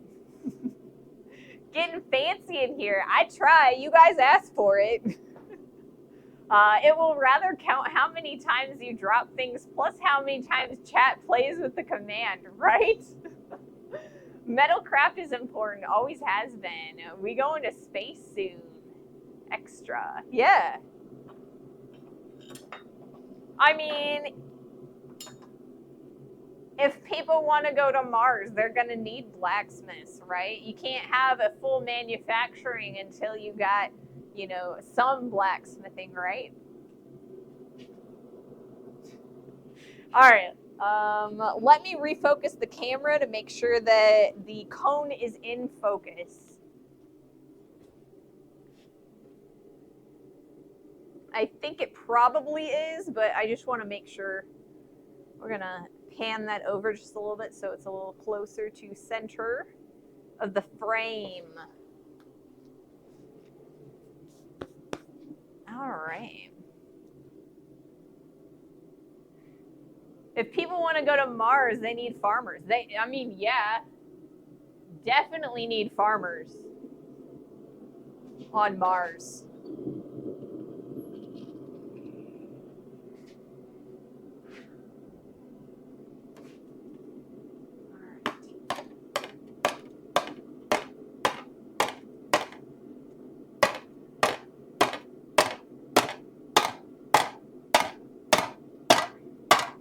All right.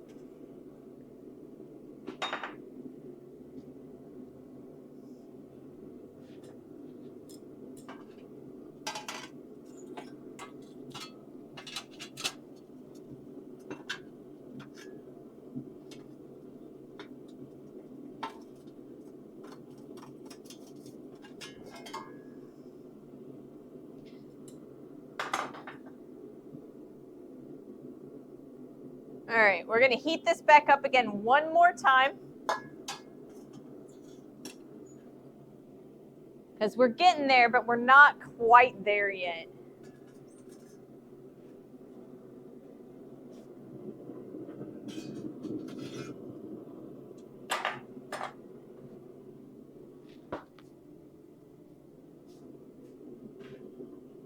No farmer, no win. Actually, UK-EU situation right now. Why they do this. Mandalorian. Ask the people who came down with the Challenger about entry without ceramics. Oh, no, you can't. Wow. Like a dragon missing a scale. I mean, it kind of is. So this cone mandrel has a little bit of paint on it, and it's kind of burning off a little bit. So I can definitely smell that. I think it's on there to kind of make sure that it's nice and, or it doesn't rust or anything, but it definitely doesn't smell nice.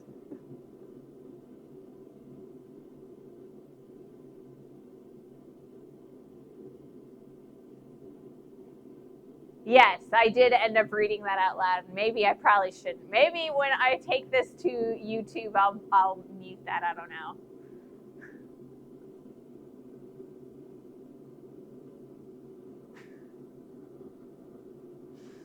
But yes, ceramics are important. They're very important in space travel because of air friction.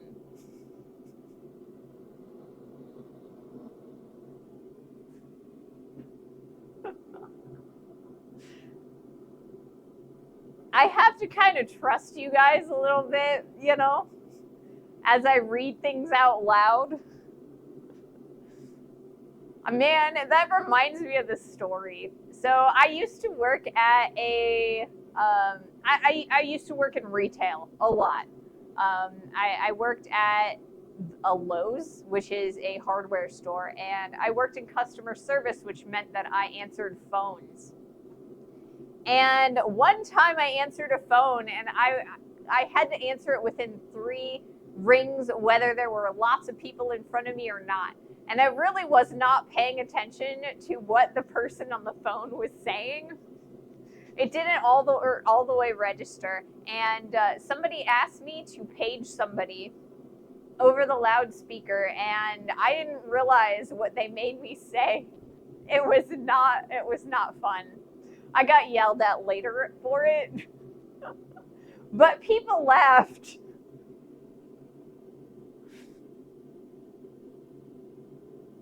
I guess some streamers pre-read most of messages before they read them out loud. They skip over the messages that seem off. Sometimes I do, or like I try to do that, you know, but like some of the longer ones, I will have pre-read the beginning of it and not necessarily the end. Streamer needs a second video production optics something. I mean, maybe. But yes, I said something not so nice over the loudspeaker, and I kind of got yelled at it. And I think they didn't get mad at, or like I didn't get in major trouble for it because I was really busy. And when the manager came over to talk to me about it, I had a line of like 6 people deep, and I had 3 people on hold on the phone. And so they're like, "Oh, you were overwhelmed. Okay, you're good."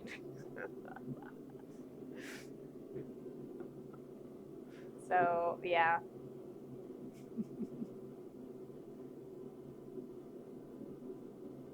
But I mean, yeah, I work here alone most of the time. So occasionally you'll get me to say something that I probably shouldn't, and I apologize for that.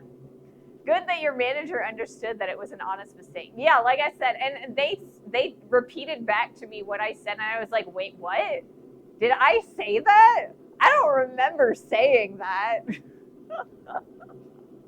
I was genuinely confused, and they saw that, so I didn't get in huge trouble for it. I was grateful that I didn't get fired. Paging. Yes, yes. Something like that. All right, I'm going to do another heat.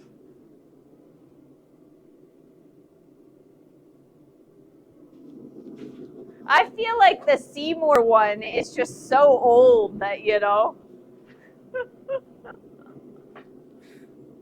it's a little easier to figure that one out.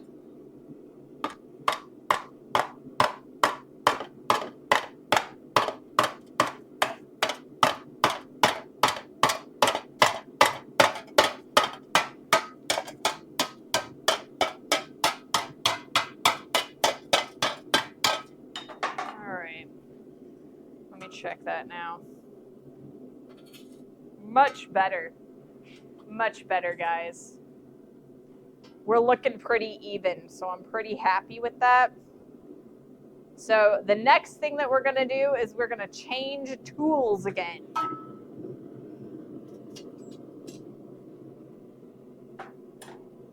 Actually, I should put that in upside down from where it is right now. Let me change that.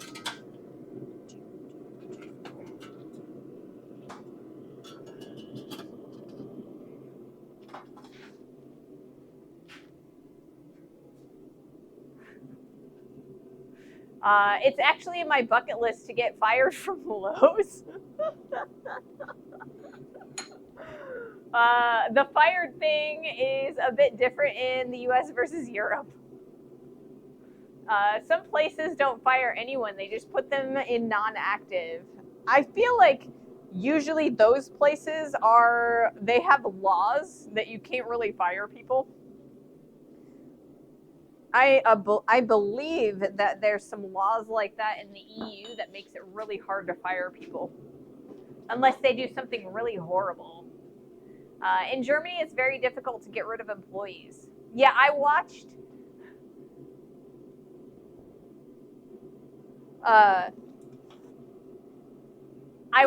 a little video in certain countries, like they will just give you the job of just sitting there, and that's your job.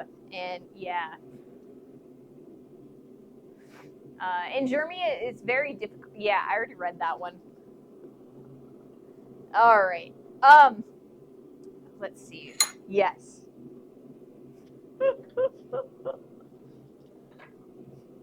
Okay. So, I'm going to change tools. Do I want to use this one? Or do I want to use the other one? Is this one going to be good enough? I think it should be good enough.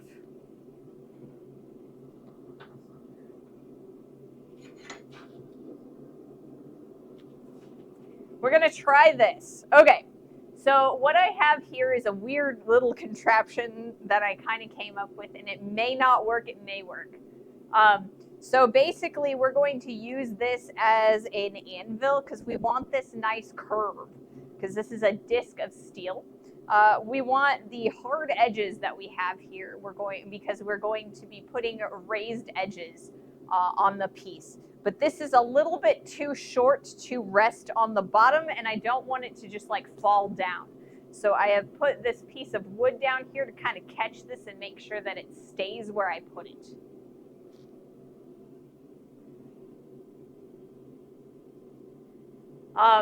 So I am going to ask that you guys don't talk about woke in chat, because there is a rule in chat that we don't talk about politics, and that is a very charged political word, so I am going to ask that you guys stop using it. This is a respite. There is so much crazy going on in this world right now, and we need a place to rest. I don't want to hear about politics. I don't want to hear about religion. We just need to have a respite and a place where we can come and not have to worry about all of that crazy. So that's why I have that rule in chat. Just for incompetence, you pretty much cannot get fired. If you mess something up negligently, they have to send several warning letters for the same thing, and only if you keep doing it can they fire you. So yes, I mean it, you know, when I say we don't want to talk about politics in here. Like I do mean that. All right. So this tool is going to allow us to work on the edging of the piece of armor. So we're going to be able to kind of fold things into more of a sharp, decorative edge.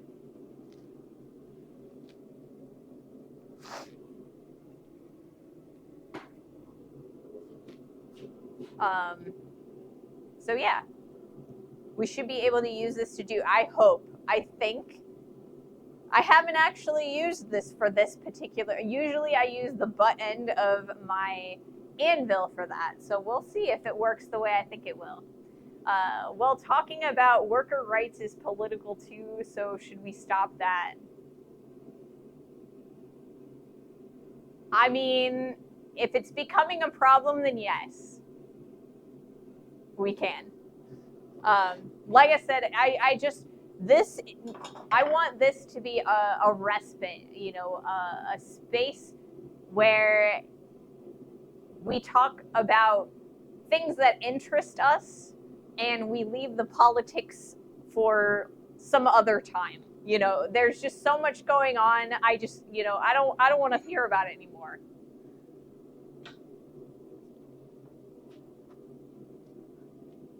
So, apologies if that's a problem for people, but, you know, it is my rule. Okay.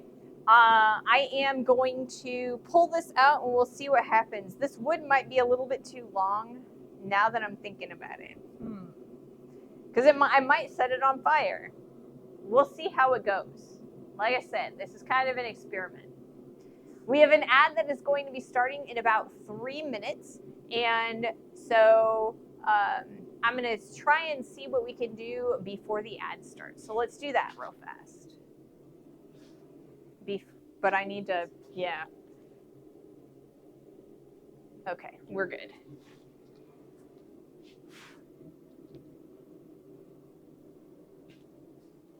That should be good.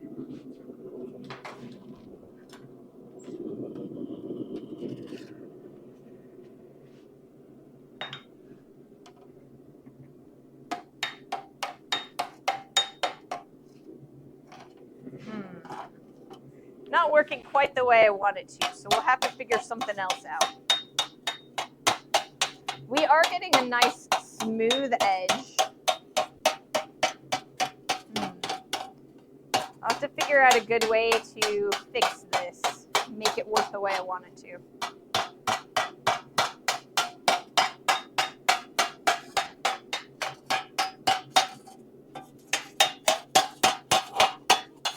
All right, back in the heat.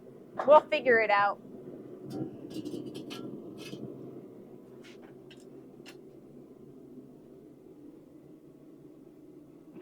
Setting it on fire will make it shorter with time. Yes.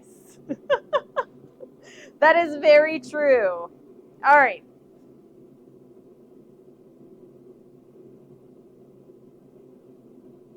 I'm thinking.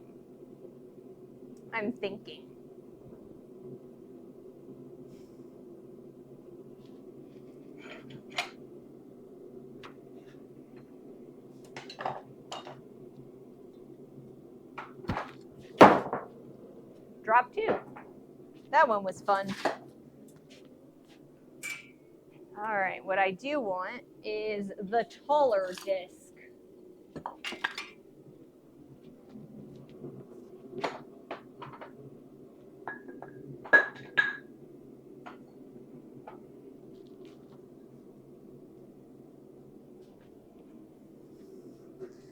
It might work. It might not. I don't know. We're going to try it though.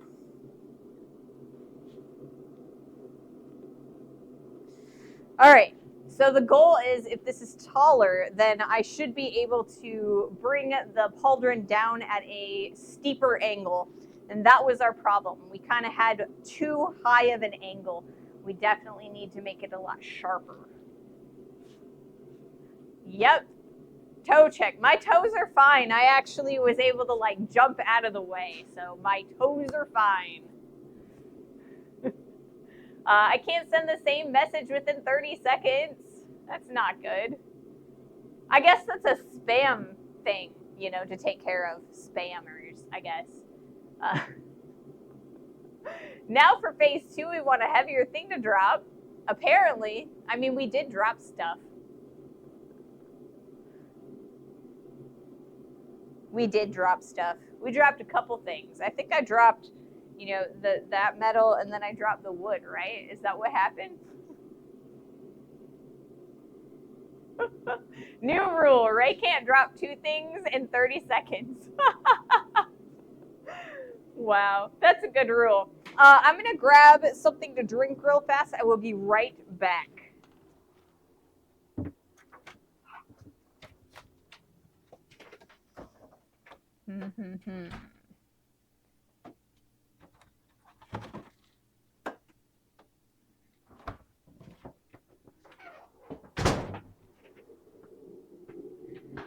All right, I am back for the moment. Yes, the metal then the wood was dropped. It's kind of a game to keep track of each one, right?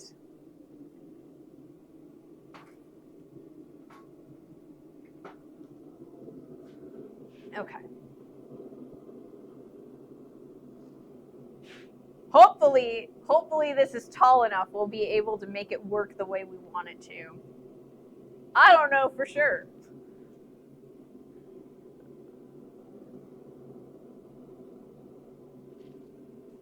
So what I want to do is I want to take the edge and kind of fold it into a corner, and then we're going to kind of give it a little bit of an edge. Adds over. Yay, adds over.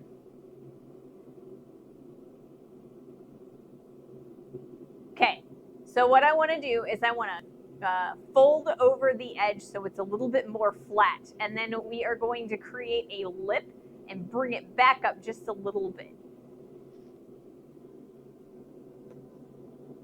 We'll see how well this works. We'll see how well this works. I think I need to pan up, or I guess tilt up. It's a tilt, not a pan. Pan is sideways and tilt is up. There we go. I'm really bad at my, camera lingo.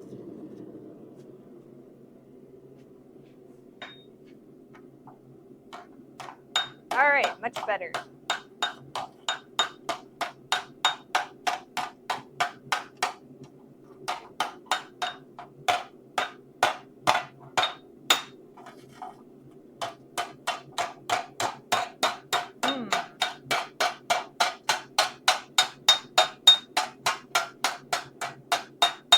I'm doing this closer to my end, and I don't think you guys can see it as well. So I think I'm going to have to come up with something new to do, or I need to do it this direction. That's not working right either. Maybe I need to put it over my own shoulder. So the idea was actually to smooth it out from this direction, like so, because there's a central ridge. Thinking. Give me a moment to process this. It's not working the way I want it to. All right. I think I know how I need to do this. So instead of using a makeshift anvil or a new type of stake, what I need to do is I just need to chase and repose it with pitch and a pitch bowl, and do it the correct way with, tools and things like that. So that means I don't think I'm going to be able to do this until Monday, because in order to do that, I need to go down into my other shop. So I will have that ready for us on Monday. So we'll kind of talk and maybe do a few more smoothing rounds, I think. What goes into restoring the top of an anvil? Do you grind the surface flat, or do you add material back? Body can. It depends. It depends on what your goal is. Does it count as dropped if I deliberately let something fall?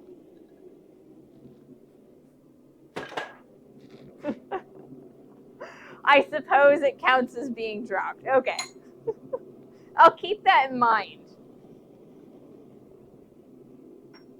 Okay. So we'll do a couple more rounds of smoothing, just, take up some time, and we don't have a long to go, but, you make the rules. I don't know. You guys are the ones that asked for the, you're the ones that asked for the command, so I'm going to give it to you. What are the rules of the drop command? So Nimbits is asking what goes into restoring the top of an anvil. Do you grind the surface or do you add material back? So that is a very complex question. It definitely depends on what the damage is. So if you have a full top surface, like the plate, okay, so old school anvils were wrought iron bases with tool steel plates forge welded on top, right? So if the damage is on a full, like, tool steel plate and it's just like gouges and things like that, number one, you need to make sure that that the material itself is missing.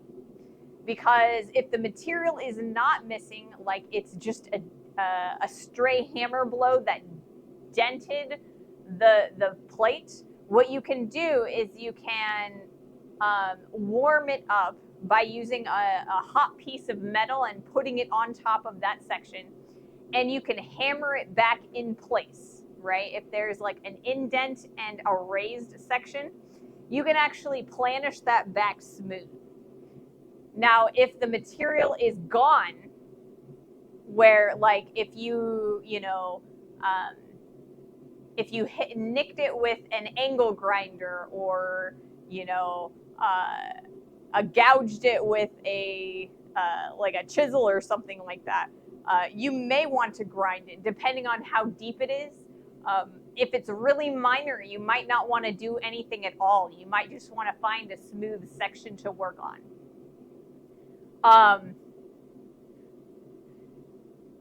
But if you are missing the plate, like the tool steel plate on the top, it is possible to add more tool steel and fix the plate. To do that, you need to heat the entire anvil to the temperature of the weld bead, both the new plate and the anvil that you are welding that plate to. You need to treat it like you are welding iron or wrought iron. So heat the whole thing up, weld it on, or like weld a new plate on, and allow it to cool naturally. Once it's cooled naturally, then you want to smooth it out and re-temper it. So it's a lot of work. And so you kind of have to figure out if that's worth it to you, because if you can't get it fully tempered correctly, you could have ruined the anvil. I myself, I don't worry about it. I work right on the wrought iron surface. My plate is gone. It works pretty well as long as I don't, have stray hits. So it's kind of what's the damage and how much effort do you want to put into fixing an anvil. I like using the command, so I would say anytime something hits the floor from a distance of at least 2 feet, it's considered a drop. Awesome. I can do that. I'll keep it in mind and try not to do them deliberately. Okay. Let me change the camera angle real fast, and then we'll do another heat. Since I changed the tool that we're using, I want to make sure that it's in focus and you guys can see what's going on. Okay.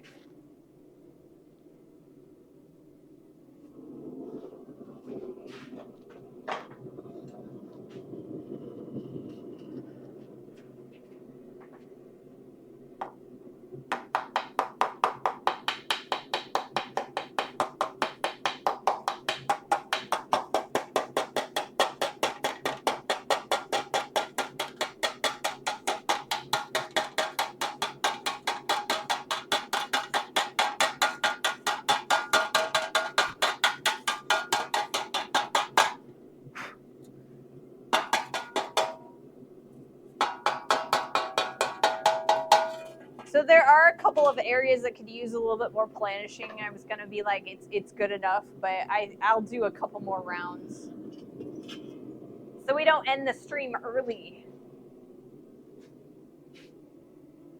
So I hope that was an adequate answer for you, Nim.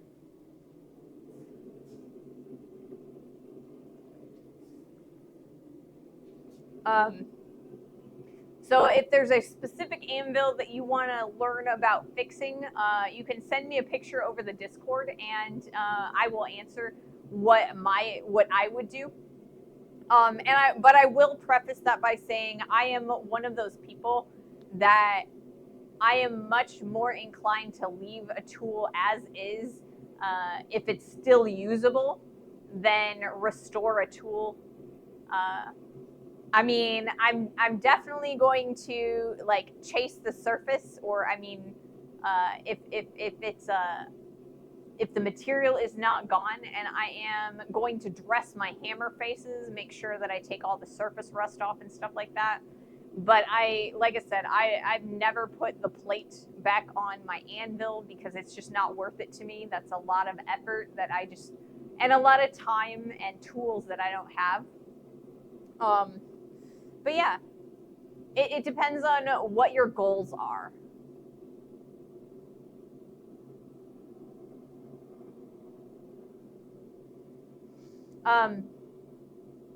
So for Monday's stream, we will be spending some time in the new shop.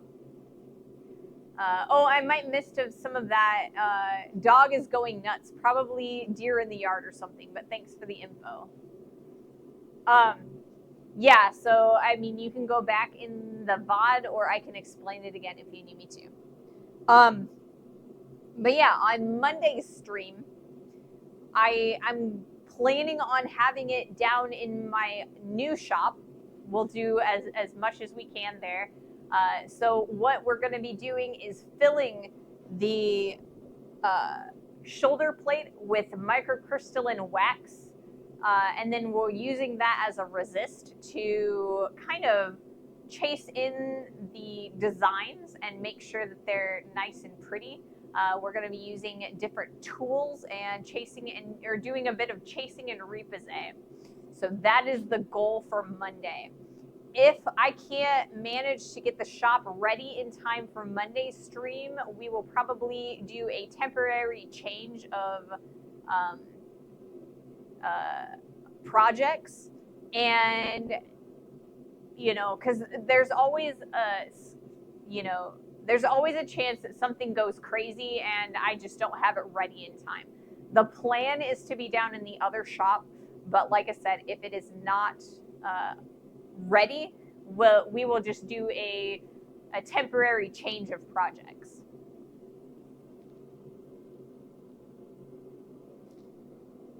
Okay.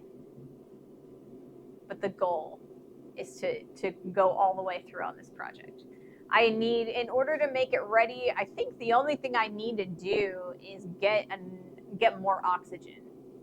Because I just bought my torch, so I need to change my oxygen tank because it's empty right now and I need a full one. And then hook up the new torch. But then I should be good to go. Hopefully, fingers crossed, everything works out. Okay, let's do another heat. This will probably be one of my 2 last heats today.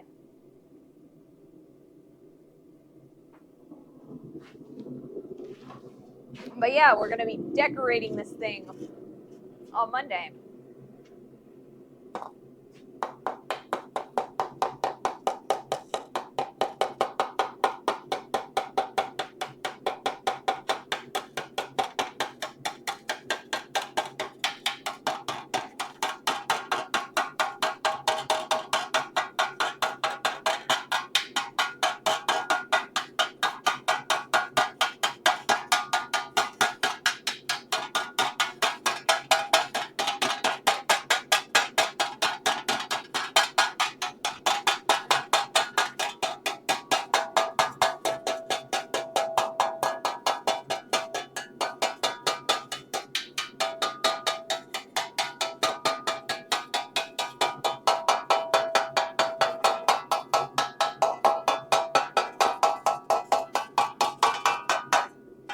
All right.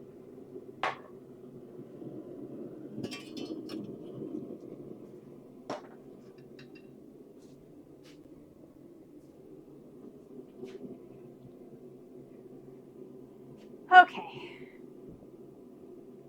So I'm going to do one more heat. There's a couple like little areas that I can use a little bit more planishing, but that'll probably be our last heat for the day. If there's anybody on that you would like me to raid to, please do let me know. I always take suggestions for raids. But yeah, like I said, we will be debuting, fingers crossed, the new shop on Monday. It's settled, but you can tell it's much more smoother than before. It is. It's so much more smooth. I can definitely tell, like, visually. But there used to be, like, when we used the ball peen hammer, the first couple hits, they left these, like, round dents, like, bulbous bumps in the piece. And they never really went away until I started planishing them away. So all those are gone. We've got a couple of indentations that I'm trying to take off a little bit. But yeah, just the usual Friday idea. Courtney Vizier is streaming music. Well, I can raid Courtney today if you guys want. Bulbous bumps is fun to say. It is fun to say. Bulbous.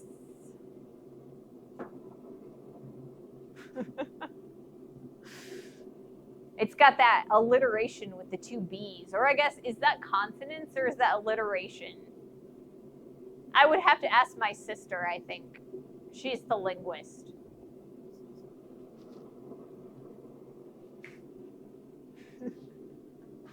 All right.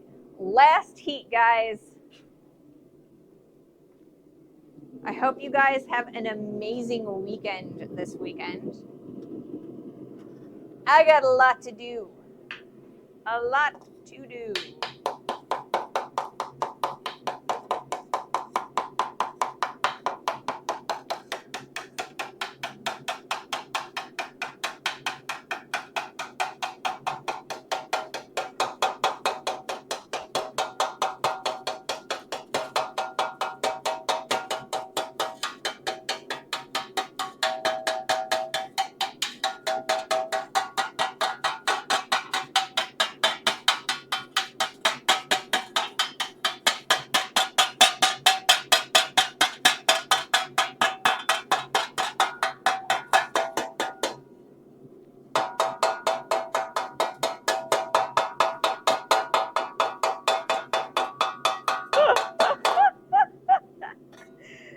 Hey guys, thank you so much for that raid, Mr. Roombody. This was actually going to be my last heat. Today, I'm Ray. I am a blacksmith. I stream on Mondays, Wednesdays, and Fridays. So I will be back on Monday. Yes, Corwin, you did not cause this raid. More heat. Yes, more heat. So today I am working on a Pauldron. The design was audience choice, and so we voted in my Discord channel about what the design was going to be. So this is the Mandalorian's shoulder plate, Din Djarin, with the mud horn on the side. So today we spent the day smoothing out the shoulder plate. The last 2 days we kind of rounded out the sheet steel, and so on Monday we're going to start putting in the ridges. So there are some ridges along the edge of the armor, and then there is a central ridge down the middle of the piece of armor. I also need to chase and repose, which is silversmithing techniques, the mudhorn emblem for the side of it. So that's what we've been doing. I could do a couple more heats, I think. Right, like I said, we're kind of in the tail end of smoothing this out. That was going to be my last heat, but I can do a couple more for you guys. it's pretty darn smooth, but you know, I'll find a few bumps and lumps we can take out of it. But yes, thank you so much for that raid. Welcome, welcome. I try to do fun, cool things. Sister of the Hook, thank you so much for that follow. Welcome to the stream, welcome to the community. But yeah. All right, let's do some smoothing. This is the way. So I told my community, ooh, there's a weird, okay, I know what that's from.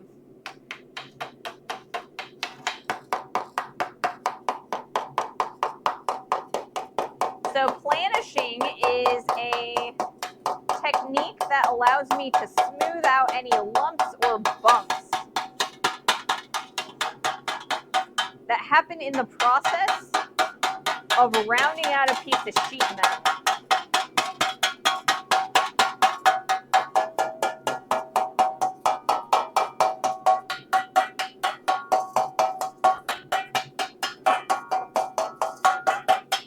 And you guys might recognize the thing I got underneath of here as a trailer hitch. I have slightly modified. This is 20 gauge sheet steel that I'm working with today. So that's a really thin gauge. It is not impact resistant. So you would not want to take this to HEMA. You would not want to take this to SCA Combat. It would immediately dent the first time it got hit. This is more of a cosplay piece. So yeah, not combat ready, more like decorative. I just don't have a lot of thicker sheet steel in stock right now. I have to go and visit the steel supplier soon, but I'm kind of using up some of my stock. Do you not attempt to repel blaster fire? Yes, do not attempt to repel blaster fire or lightsaber hits. This is steel, mild steel. It's not even high carbon steel. It is a 1019, which would be the US denotation for this type of steel. You need plastisteel, or we could go, you know, it should be Beskar, because, I mean, you know, it's a Mandalorian, right? So, yeah, that's what we are doing today, is smoothing everything out. But, yeah, on Monday, we will be starting to decorate this piece, putting in the ridges and maybe the mudhorn symbol. I haven't decided whether I'm going to do that as a separate piece or if I'm going to chase it right onto the side. We shall see. Gonna lurk and sort out dinner. Thank you, Mr. Boobody. Thank you so much for that raid. Go rest up and eat some food. Grar, let's fight. Bonk, dent, crumple. Hey, you were not supposed to actually hit me. Yes, it's kind of costume armor, definitely not combat ready. All right, let's do another heat.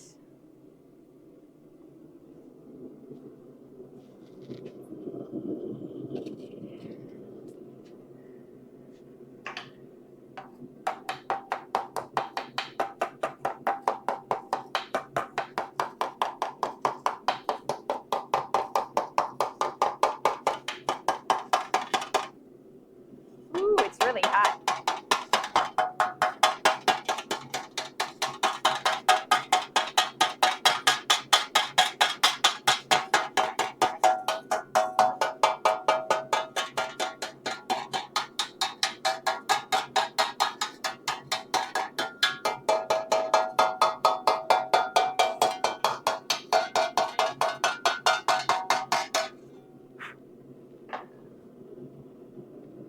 I think I'll probably do one more heat and then we'll raid off again. I apologize for the raid train. But I am starting to get a little bit hungry myself. Still an interesting piece. Yeah, I think it's interesting. I'm hoping that you guys do as well. But yeah, I'm super excited about Monday's stream because, like I said, it is the debut of the other shop. So I am not just a blacksmith, I am also a silversmith, and I am a jeweler. Thank you so much, mods, for snoozing the ad. You guys know how much I hate the last thing you guys see is the ad, so thank you for that. But yeah. So I have set up a silversmith / jewelry bench in my basement. So we're gonna move the cameras and the laptop down there, and we're going to broadcast from there on Monday. Unless something crazy happens and it's not ready yet. There's a few things that I need to get done before I'm able to like really use it. So if that occurs, then we will be putting a pin in this project and starting something new. So if I do start something new, it's probably going to be like hooks or leaves or something like a smaller project. I might actually start making some of the silverware. I've talked about wanting to revisit silverware. I might do that. I don't know. We'll see. I will try and keep you guys posted though.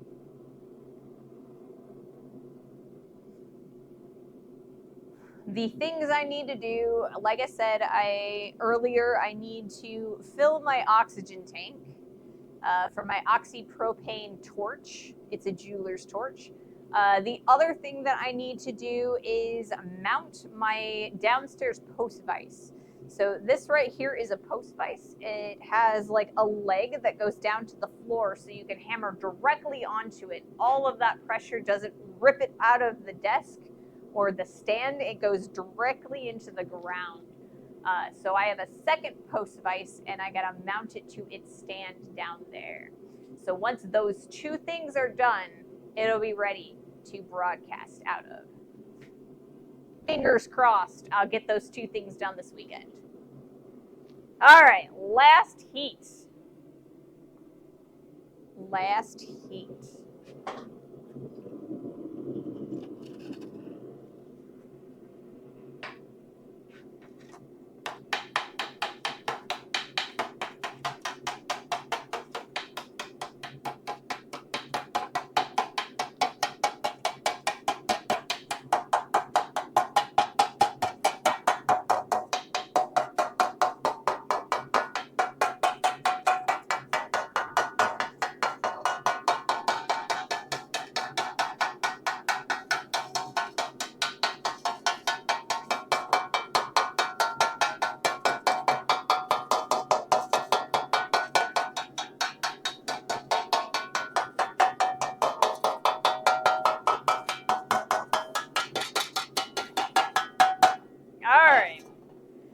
We're pretty darn smooth.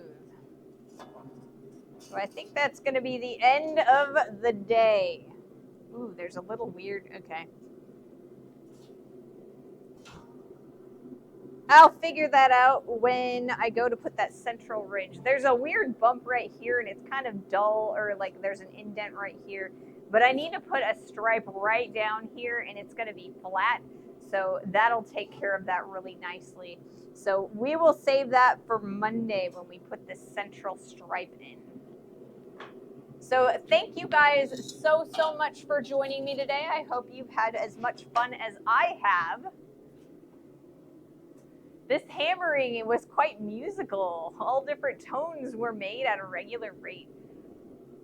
You know, I try. It makes it a lot easier to get a smooth surface.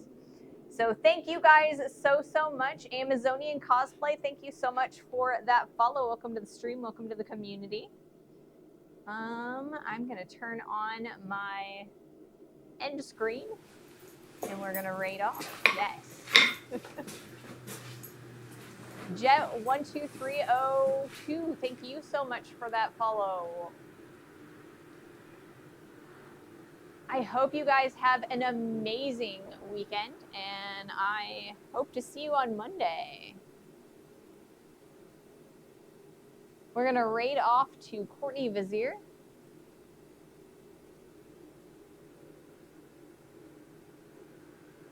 For some music.